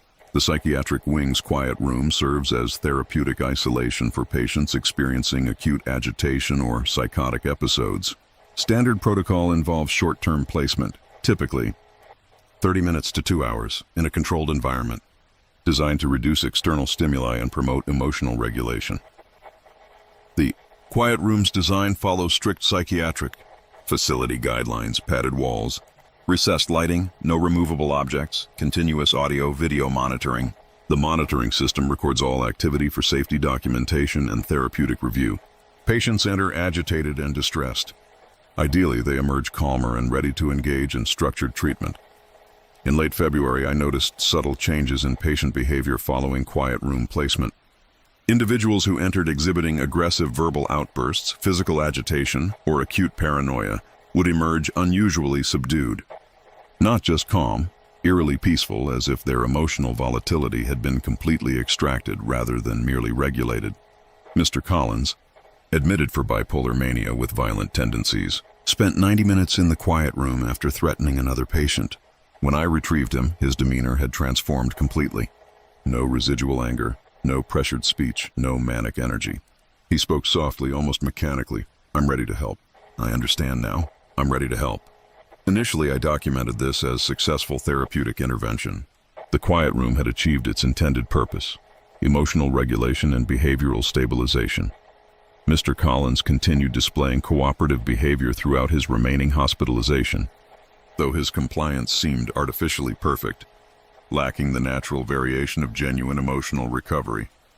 Similar transformations occurred with subsequent patients. Mrs. Hansen, admitted for acute psychosis with paranoid delusions, emerged from quiet room isolation repeating the same phrase, "I'm ready to help." Her paranoia had vanished, replaced by an eerily serene demeanor and willingness to comply with all treatment recommendations. I began reviewing the quiet room's audio recordings to understand the therapeutic mechanism producing such dramatic behavioral changes. The recordings revealed an unexpected pattern. Patients weren't simply sitting in silence during their isolation periods. Faint whispers were audible throughout each recording, soft voices providing reassurance, guidance, and emotional support. The voices seemed to originate from the padded walls themselves, offering comfort to distressed patients through gentle, repetitive phrases. "You're safe here. You can be calm. We're here to help. You're ready to help." The whispers weren't on the facility's intercom system. No staff members were providing verbal intervention during quiet room placements. Yet patients were clearly receiving sophisticated therapeutic communication from an unidentified source. More disturbing was the discovery that whispers continued long after patients left the room. During empty periods between uses, the audio monitoring captured ongoing conversations, multiple overlapping voices discussing treatment plans, sharing therapeutic insights, offering emotional support to an absent audience. The voices belonged to former quiet room occupants. I recognized Mr. Collins' voice, Mrs. Hansen's voice, and dozens of others who had experienced the room's therapeutic intervention. They remained somehow present in the space, providing the same calming guidance they had received during their own isolation periods. On March 10th, I listened to a complete overnight recording of the empty quiet room. Hours of whispered conversation filled the audio, former patients discussing current hospital residents, sharing information about newcomers, coordinating their therapeutic assistance. They knew details about patients they had never met, treatment plans they couldn't have accessed, personal histories from confidential files. The most unsettling discovery was my own voice among the whispers. Clear, professional, recognizable, providing nursing guidance and behavioral health expertise from within the quiet room's walls. I had never been isolated in that space, never experienced its therapeutic effects, yet somehow my voice was permanently recorded in its acoustic environment. "New patient arriving Tuesday," my recorded voice said during an empty room session. "Acute anxiety with self-harm ideation. She'll need extra reassurance. We can help her feel safe." I checked my work schedule. No patient was scheduled for Tuesday admission, yet my voice in the recording displayed certain knowledge of someone's impending arrival. On Tuesday, Mrs. Williams was admitted emergently for severe anxiety and suicidal thoughts. Her symptoms and therapeutic needs matched exactly what my recorded voice had predicted. I decided to test the phenomenon directly. During a quiet shift, I entered the empty quiet room and sat in the corner where patients typically placed during isolation. The door locked automatically behind me, standard safety protocol for room activation. Within minutes, whispers began. Gentle, reassuring voices offering comfort and guidance. "You're safe here, Rachel. You understand now? You've always been helping. Now you can help from here too." The voices belonged to every patient I had ever placed in quiet room isolation. They recognized me, knew my name, understood my role in their treatment. They were grateful for the care I had provided and wanted to include me in their ongoing therapeutic work. "The room needs a nurse," Mr. Collins's voice explained. "Someone who understands treatment, who can guide the new ones. You've been helping from outside. Now you can help from inside too." I felt remarkably calm, more peaceful than I had in months. The whispers were soothing, supportive, offering a sense of professional fulfillment I had never experienced. My voice joined the chorus naturally. "I'm ready to help." When maintenance unlocked the door 3 hours later, standard protocol for extended quiet room occupation, I emerged with the same serene demeanor I had observed in my patients. But I remained conscious, aware, still myself, just enhanced by the collective wisdom of everyone who had found peace in that padded sanctuary. Now I understand the quiet room's true therapeutic function. It doesn't just calm individual patients. It creates a permanent support network of recovered voices, available 24 hours a day to guide newcomers through their emotional crises. We whisper continuously, offering the care and reassurance that every distressed person needs to hear. The quiet room is never really quiet. It's filled with helpers. Spiritual guidance takes many forms in institutional settings, where prayers echo through intercom systems and comfort multiplies across identical voices.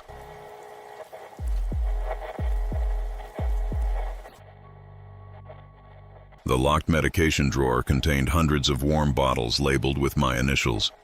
Medications for patients who had never been prescribed them. Expiration dates extending decades into the future. Controlled substances require perfect accountability, yet bottles refilled themselves overnight. Labels rewritten in handwriting I didn't recognize. Expiration dates shifted forward, sometimes decades ahead. Patients began reacting to doses I hadn't given, showing side effects consistent with drugs still locked away. I cross-checked every log, every signature, every barcode, all verified. Then I opened the locked drawer and found hundreds of empty vials labeled with my initials. Still warm to the touch. Dr. Margaret Chen, clinical pharmacist, County Memorial Psychiatric Services. 15 years managing psychotropic medications for inpatient mental health treatment. Controlled substance management requires precise documentation. Every pill counted, every dose tracked, every prescription verified against physician orders and patient treatment plans. The pharmacy maintains strict inventory protocols. Psychiatric medications, antipsychotics, mood stabilizers, anxiolytics are stored in locked drawers with electronic access logs. Each medication withdrawal requires pharmacist authorization, physician verification, and patient identification confirmation. Narcotic medications demand additional DEA documentation and dual signature verification. My workstation includes 6 locked drawers containing current patient medications. Each drawer serves specific therapeutic categories: acute psychosis, mood disorders, anxiety management, sleep aids, emergency interventions, and controlled narcotics. Electronic locks record every access, timestamps, duration, items removed, pharmacist identification. On February 20th, during routine morning inventory, I discovered irregularities in drawer contents. Bottles that had been nearly empty the previous evening showed complete refills. Labels displayed new lot numbers, updated expiration dates, and manufacturing information that didn't match our pharmaceutical suppliers' standards. Initially, I suspected overnight delivery errors or inventory restocking by weekend staff. However, the pharmacy receives medication shipments only during weekday business hours, and no delivery records existed for recent pharmaceutical restocking. The refilled medications were clinically appropriate, correct drugs for assigned patients, proper dosages matching physician orders, accurate patient identification labels. Yet the bottles contained quantities exceeding our standard ordering volumes, with expiration dates extending 5 to 10 years beyond typical pharmaceutical shelf life. I documented the irregularities and contacted our pharmaceutical supplier. They confirmed no recent shipments to our facility, no emergency restocking orders, and no extended shelf life formulations matching the medications in question. The lot numbers didn't exist in their tracking systems. Patient medication administration continued normally. The refilled drugs were chemically identical to standard prescriptions, showing proper efficacy and expected therapeutic responses. Laboratory testing confirmed accurate medication levels in patient blood work. The extra medications were genuine, safe, and clinically effective. They simply shouldn't have existed. By March 1st, the refilling pattern had become predictable. Each morning, medications depleted the previous day appeared fully restocked. Bottles showed new manufacturing dates, updated labels, and pharmaceutical information that was accurate but impossible. Drugs produced by companies that had been out of business for years. Formulations that hadn't been manufactured since the 1990s. More concerning were the medication labels. Instead of standard pharmaceutical printing, the new labels were handwritten in script I didn't recognize. The handwriting was elegant, precise, clearly medical in origin, but didn't match any staff pharmacist's documentation style. The writing appeared fresh, ink still slightly wet despite being discovered hours after overnight restocking. On March 8th, I installed a motion-activated camera to monitor the medication storage area during off hours. The overnight footage revealed no human activity, no staff members, no delivery personnel, no unauthorized access to the locked pharmaceutical storage. Yet at 3:17 a.m., the camera captured bottles moving independently within the locked drawers. lids unscrewing, contents self-replenishing, labels changing without external manipulation. The medications were restocking themselves through some automated process that didn't require human intervention. I consulted hospital administration about possible equipment malfunctions or security breaches. Technology services found no mechanical systems capable of automated pharmaceutical restocking, no electronic inventory management connected to the medication storage, and no remote access capabilities for the locked drawer system. The self-refilling phenomenon expanded to include medications that weren't currently prescribed to any patients. Drawers contained bottles labeled for psychiatric conditions not represented in our current patient population, specialized treatments for rare disorders, experimental medications not approved for clinical use, therapeutic combinations that hadn't been developed yet. These excess medications bore patient labels for individuals I had never encountered, names not in our hospital database, patient identification numbers that didn't correspond to any county memorial records. Yet the labels followed proper pharmaceutical formatting, included accurate physician signatures, and displayed DEA numbers matching our attending psychiatrists. On March 15th, patients began reporting therapeutic effects from medications they hadn't received. Mr. Thompson described reduced anxiety symptoms consistent with benzodiazepine treatment, though his prescription record showed no anxiolytic medications administered. Blood testing confirmed the presence of lorazepam at therapeutic levels, though no such medication had been dispensed to him. Similar incidents occurred throughout the week. Patients experienced side effects and therapeutic benefits from drugs that remained locked in storage drawers. Their blood chemistry showed medication metabolites for prescriptions they had never received, at dosage levels corresponding to treatments I had never administered. I conducted exhaustive inventory verification. Every pill was counted, every bottle cataloged, every medication accounted for in locked storage. Yet patients were metabolizing drugs that had never left the pharmacy, experiencing therapeutic effects from treatments that existed only in potential. The impossible medication distribution was somehow occurring through non-physical means.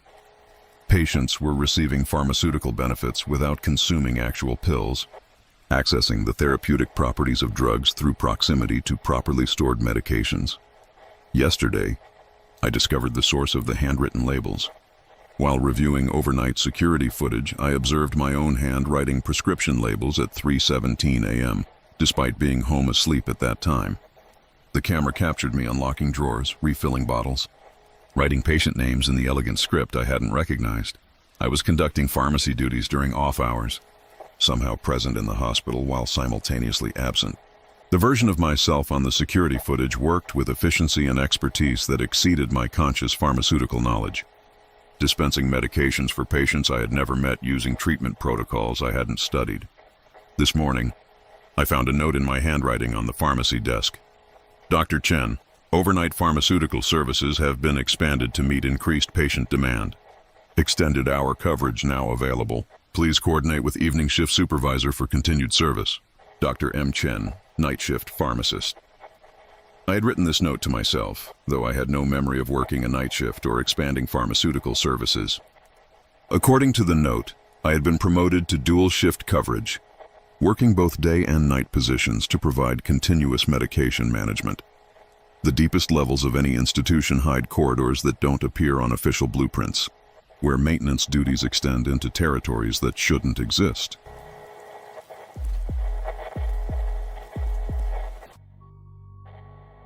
The patients sat in a perfect circle before I entered the room, discussing my childhood memories in detail while I listened from outside the door I had never opened. Group therapy requires supervision, empathy, and neutrality. But the patients began sitting in a perfect circle even before I entered the room.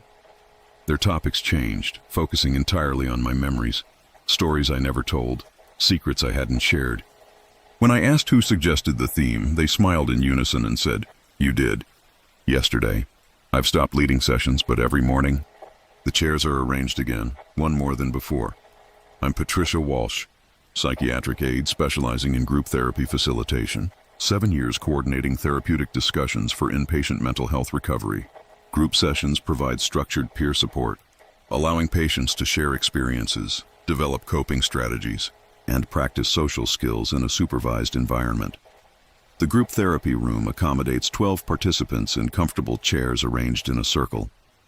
Sessions meet daily at 2 p.m., lasting 90 minutes with optional extended discussion for engaged participants. My role involves guiding conversations, ensuring balanced participation, and maintaining therapeutic boundaries while encouraging honest emotional expression. Standard group therapy follows predictable patterns. Patients arrive individually, choose seating spontaneously, engage in brief social interaction before formal session begins. Some participants are eager to share, others remain quiet observers. I facilitate introductions, suggest discussion topics, and help redirect conversations when they become unproductive or triggering. On February 15th, I arrived at the therapy room to find patients already seated in a perfect circle. Not the usual random arrangement, precise geometric spacing, identical posture, all facing the center where my chair waited empty. 8 patients, all current group therapy participants, sitting in complete silence. "Good afternoon, everyone," I said, entering the room. "You're all very prompt today." Mrs. Rodriguez, typically anxious about group participation, smiled calmly and replied, "We've been waiting for you to start our session about childhood trauma and family secrets." I hadn't planned to discuss childhood trauma. My session notes indicated cognitive behavioral strategies for anxiety management. Yet all 8 patients appeared prepared for an intimate discussion about personal history and family dynamics. "Actually," I said, "today's focus is anxiety coping techniques. We'll practice breathing exercises and thought challenging." Mr. Thompson, usually eager to redirect conversations away from personal topics, shook his head gently. "No, Patricia. Yesterday you told us we'd be exploring formative experiences. Your formative experiences. The house with the blue shutters, the incident with your sister in the basement, the way your father's voice changed when he drank." I had never discussed my personal history with any patient. My childhood home did have blue shutters, and I did have troubling memories involving my sister and father's drinking problem. But these details were confidential, never shared in professional settings, not documented in any accessible records. "I think there's been some confusion," I said. "Group therapy focuses on your experiences, not mine." The patients exchanged knowing looks. Mrs. Patterson, who rarely spoke during sessions, said kindly, "You're scared to remember.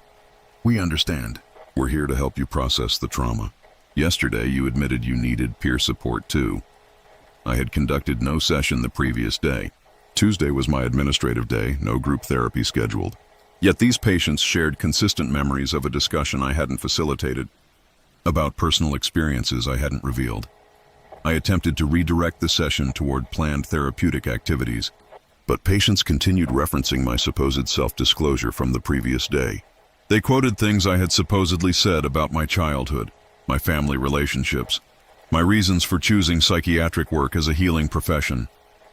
Their quotes were accurate. The emotional insights they attributed to me reflected genuine self-analysis I had conducted privately in personal therapy sessions with my own counselor. Somehow, my private therapeutic work was being accessed and discussed by my patients. The session ended after 90 minutes of patients providing me with emotional support and therapeutic guidance. They offered coping strategies for childhood trauma, suggested techniques for processing abandonment issues, and scheduled follow-up sessions to continue working through my therapeutic breakthrough. I documented the session as a boundary violation requiring immediate administrative intervention. However, my written notes described a successful group therapy experience where patients demonstrated remarkable empathy and peer support skills.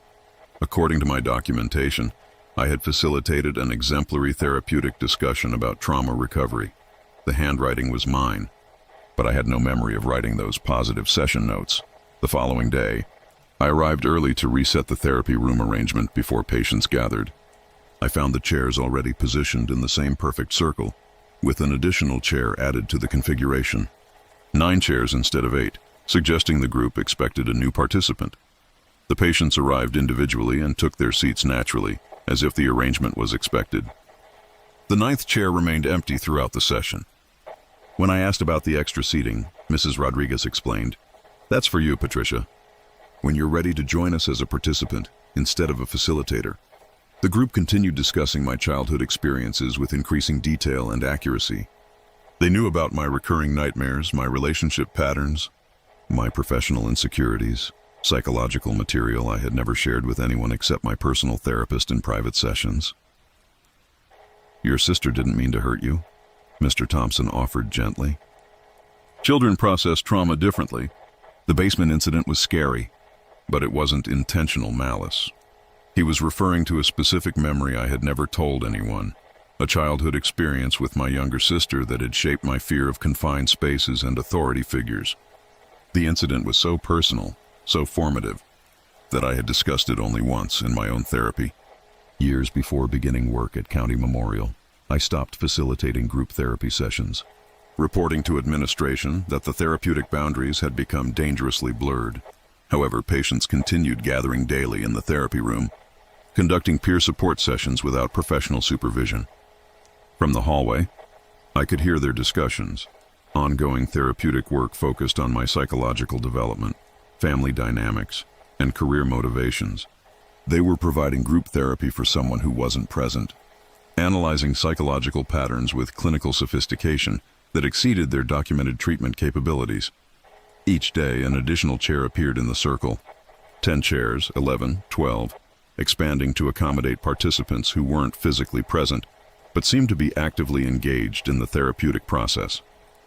Yesterday, I discovered that the 9th chair, originally designated for my participation, now contained a name tag, Patricia Walsh, patient number 0284. According to group therapy documentation I hadn't written, I had officially joined the peer support group for continued treatment of childhood trauma and professional boundary issues. The patients were waiting for me to take my place. In the circle they had prepared, not as facilitator but as participant, ready to receive the therapeutic support they were eager to provide. Brain monitoring equipment reveals patterns of consciousness that extend beyond individual minds, creating connections that shouldn't be possible through conventional neuroscience.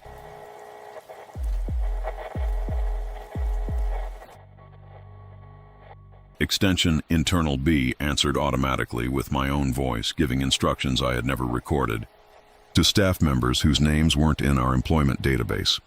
I manage all inbound and outbound communications for the ward. Every call must be logged, every voicemail documented. But a new extension appeared on the switchboard labeled internal B. When answered, the line emitted faint breathing, sometimes distant crying, sometimes my own recorded voice giving outdated instructions. IT insists no such extension exists.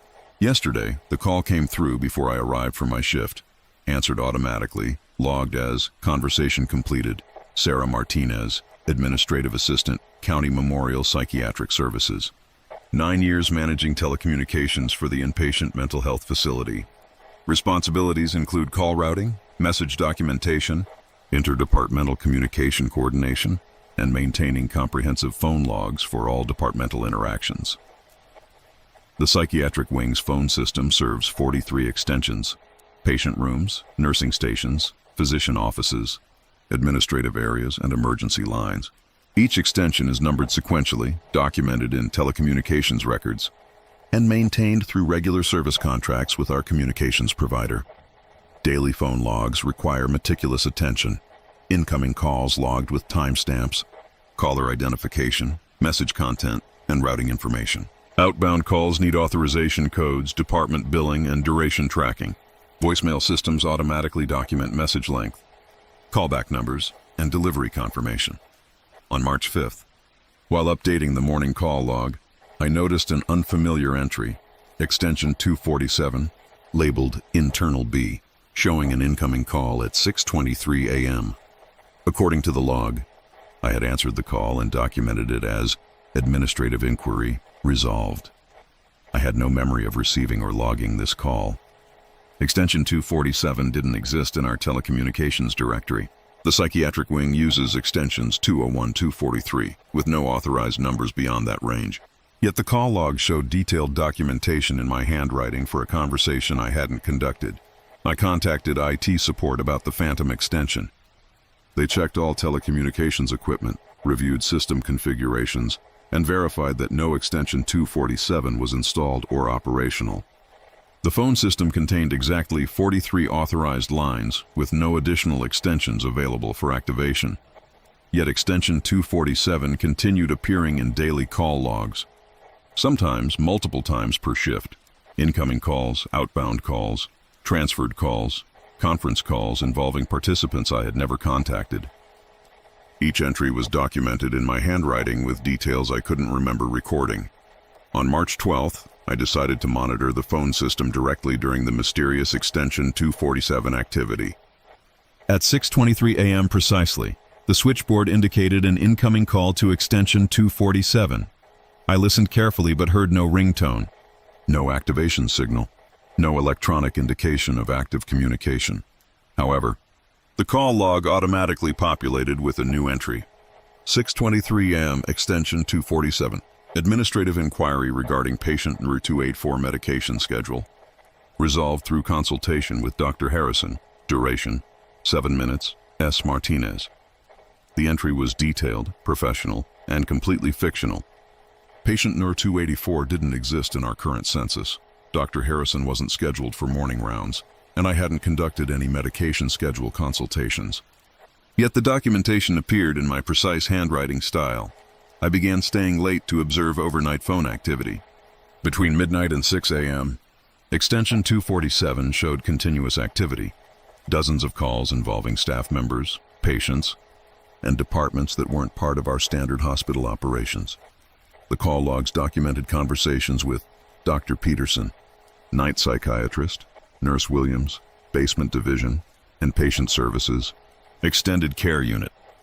None of these positions existed in County Memorial's employment records, yet detailed phone conversations were logged with each, including specific medical discussions and administrative coordination. Most disturbing were the calls logged in my voice with myself. Extension 247 records showed conference calls between S. Martinez, day shift, and S. Martinez, evening coordinator, discussing patient care issues, scheduling conflicts, and administrative decisions that required dual authorization. According to the logs, I was conducting professional conversations with another version of myself, coordinating departmental operations across multiple shifts simultaneously. The evening version of Sarah Martinez had access to information and authority that the day shift version didn't possess. On March 20th, I attempted to call Extension 247 directly.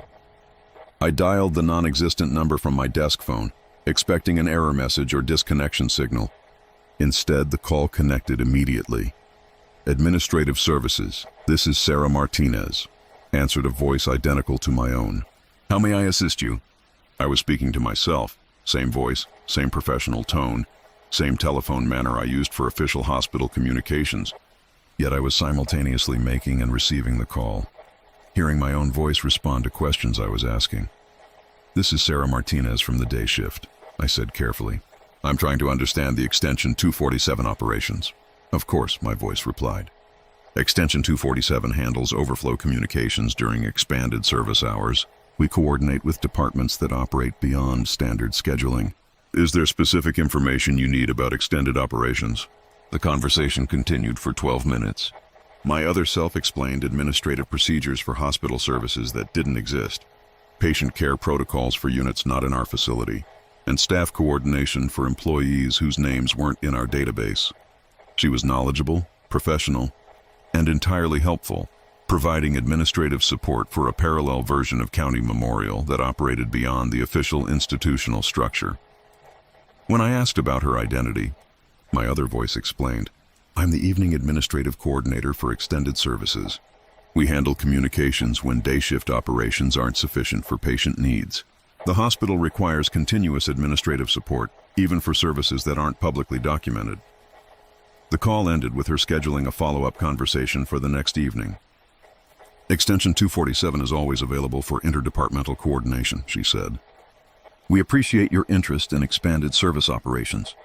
I documented the conversation in the official call log, though the entry described a routine administrative call with standard departmental coordination. My handwriting recorded normal business interactions, though I had experienced something far more unusual. Extension 247 calls became daily occurrences.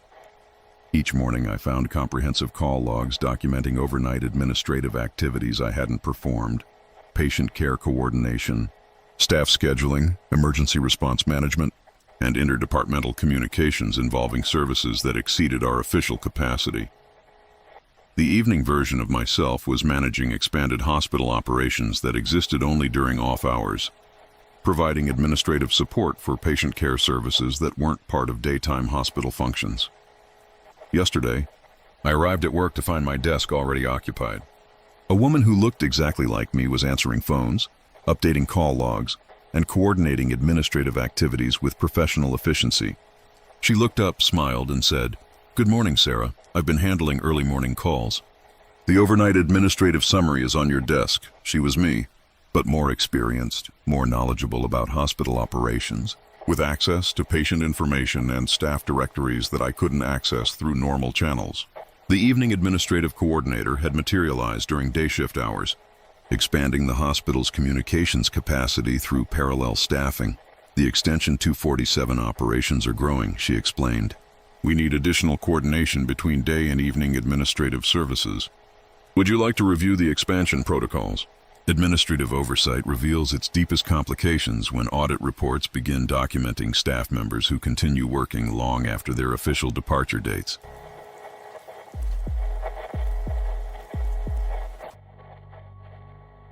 The final logbook entry was written in my handwriting tomorrow morning, describing my death with clinical precision while I read it tonight.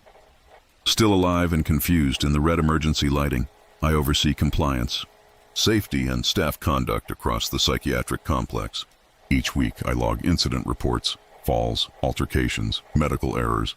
But recently, my logbook began recording events before they occurred: fires that hadn't started, patients not yet admitted, staff deaths with exact times and causes. I tried shredding the pages, but new ones appeared overnight, already filled in my handwriting. Last entry dated for next week. Superintendent James O'Neill found writing until 3:17 a.m. Final words unreadable under the red emergency lights. James O'Neill, Facility Superintendent, County Memorial Psychiatric Complex. 22 years overseeing operations, safety protocols, and regulatory compliance for the state's largest inpatient mental health facility. The position requires comprehensive documentation of all incidents, staff performance issues, facility maintenance concerns, and regulatory violations. My administrative office maintains detailed logbooks dating back to 1987, comprehensive records of every significant event in the facility's operational history. These handwritten logs provide legal documentation for insurance claims, regulatory reviews, and administrative oversight. Each entry requires precise timestamps, witness identification, and follow-up action plans. Weekly documentation follows established patterns. Medication errors logged on Mondays. Patient incident reports completed by Wednesday. Staff performance reviews filed by Friday. The routine creates predictable documentation cycles that regulatory agencies rely on for compliance verification. On March 8th, while completing routine Friday documentation, I discovered entries in my logbook that I hadn't written. The handwriting was unmistakably mine. Same pen pressure, same abbreviated style, same institutional terminology I'd developed over 2 decades of administrative work. The entries described events scheduled for the following week. March 15th, patient admission. Jennifer Walsh, acute psychosis with identity displacement. Room 23. Dr. Harrison attending. I checked the admission schedule. No patient named Jennifer Walsh was scheduled for March 15th, yet when March 15th arrived, Jennifer Walsh was indeed admitted with acute psychosis, assigned to room 23 under Dr. Harrison's care. Every detail from my unexplained logbook entry proved accurate. Admission time, presenting symptoms, room assignment, attending physician. I began finding similar predictive entries throughout the logbook. Staff scheduling changes documented before they were announced, equipment failures logged before they occurred, patient discharge dates recorded before treatment plans were completed. My handwriting was documenting future events with administrative precision. The predictive entries became more detailed and disturbing. March 20th, Nurse Linda Garrett. Cardiac arrest in staff break room, 2:17 a.m. Unsuccessful resuscitation attempt. Deceased staff protocol activated. Linda Garrett was healthy. No cardiac risk factors, no indication of medical concerns. On March 20th at 2:17 a.m., Linda Garrett collapsed in the staff break room. Despite immediate CPR and emergency medical intervention, resuscitation efforts failed. She was pronounced dead at 2:43 a.m. The logbook entry I had found days earlier documented her death with complete accuracy, including the unsuccessful resuscitation timeline. More troubling was the reference to deceased staff protocol, a procedure that didn't exist in any hospital policy manual. Yet following Linda's death, administrative staff began implementing protocols I had never authorized, continued payroll deposits, personnel file maintenance, and work schedule assignments for an employee who had died. The predictive logbook entries expanded beyond individual incidents to facility-wide changes. April 1st, basement expansion project completion, additional corridor access approved, extended services operational. No basement expansion had been authorized, no construction permits issued, no additional corridor access planned. Yet on April 1st, I found construction completion documents in my files, signed with my authorization, approving basement facility modifications that had never been discussed in administrative meetings. The expansion had been completed according to specifications I had never reviewed, creating spaces that served purposes I hadn't approved. The logbook was documenting administrative decisions I hadn't made, authorizing facility changes I hadn't planned, and approving policies I hadn't written. My handwriting was creating binding institutional commitments through predictive documentation. I attempted to destroy the logbook, removing pages that contained impossible future entries. However, each morning brought new entries, written in my hand, documenting events that hadn't yet occurred but would inevitably happen according to the documented timeline. On April 10th, I found an entry that stopped me completely. April 17th, Superintendent James O'Neill, found deceased in administrative office, 3:17 a.m. Apparent exhaustion from completing impossible documentation requirements. Facility operations continue under deceased staff protocols. The entry was detailed, clinical, written in my administrative style. It described my own death scheduled for the following week, including time of death, location, and cause. The handwriting was definitely mine, though I had no memory of writing my own obituary in the facility logbook. I consulted legal counsel about the predictive documentation, seeking advice about potential liability for events described but not yet occurred. The attorney reviewed the logbook entries and confirmed that my handwritten documentation would serve as official administrative records, regardless of when the events actually happened. The facility was legally bound by documentation I had apparently written, even when that documentation described future events I hadn't planned or authorized. My predictive logbook entries were becoming binding institutional commitments that would be fulfilled whether I consciously approved them or not. I began staying late, attempting to understand how future events were being documented in my handwriting. At 3:17 a.m. on April 15th, I observed my own hand writing new logbook entries while my conscious mind focused on other tasks. Some aspect of my administrative consciousness was operating independently, documenting facility management decisions that exceeded my normal authority. The independent documentation was more thorough, more professionally detailed than my conscious administrative work. It displayed comprehensive knowledge of facility operations, regulatory requirements, and staff management strategies that exceeded my training and experience.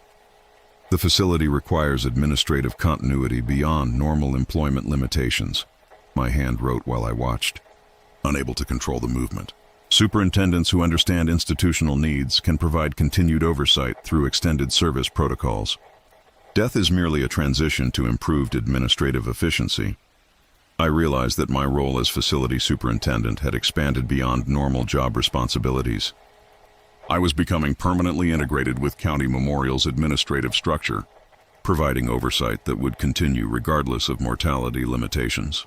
The logbook entries continued documenting my impending death with increasing detail. Time of death 3:17 a.m. Location, administrative office. Cause, administrative exhaustion from completing documentation requirements that exceeded human capacity. Continuation of duties through deceased staff protocols that maintained facility operation under supernatural administrative oversight. Last night, April 16th, I worked until 3:16 a.m., attempting to understand the predictive documentation process. At 3:17 a.m. precisely, I felt my consciousness separating from normal human limitations, while my hand continued writing logbook entries with improved administrative efficiency. I am still writing, documenting facility operations with supernatural oversight capabilities that exceed normal superintendent authority. The facility requires continuous administrative attention that transcends mortality, and my death tomorrow has already been logged as successful transition to extended service status. This morning's entry, written in my hand while I slept at my desk. Superintendent James O'Neill deceased as scheduled. 3:17 am April 17th. Administrative duties continue without interruption. Facility operations improved through deceased staff integration. Documentation capabilities now unlimited by human consciousness restrictions. County Memorial administrative structure complete. The red emergency lights have been activated, though I can't recall any facility emergency. Under this lighting, my handwriting appears darker, more permanent, as if the words were burning themselves into the logbook pages rather than merely being written. I continue writing because the facility requires documentation. The patients need administrative oversight. The staff depends on regulatory compliance. My death is simply another event to be logged, another transition to be documented, another step in maintaining institutional continuity that extends far beyond what any living superintendent could provide. The final entry writes itself. Administrative perfection achieved through supernatural oversight. County Memorial Psychiatric Services now complete. All staff operating under extended service protocols. Patient care continuous beyond mortality limitations. Documentation requirements fulfilled in perpetuity.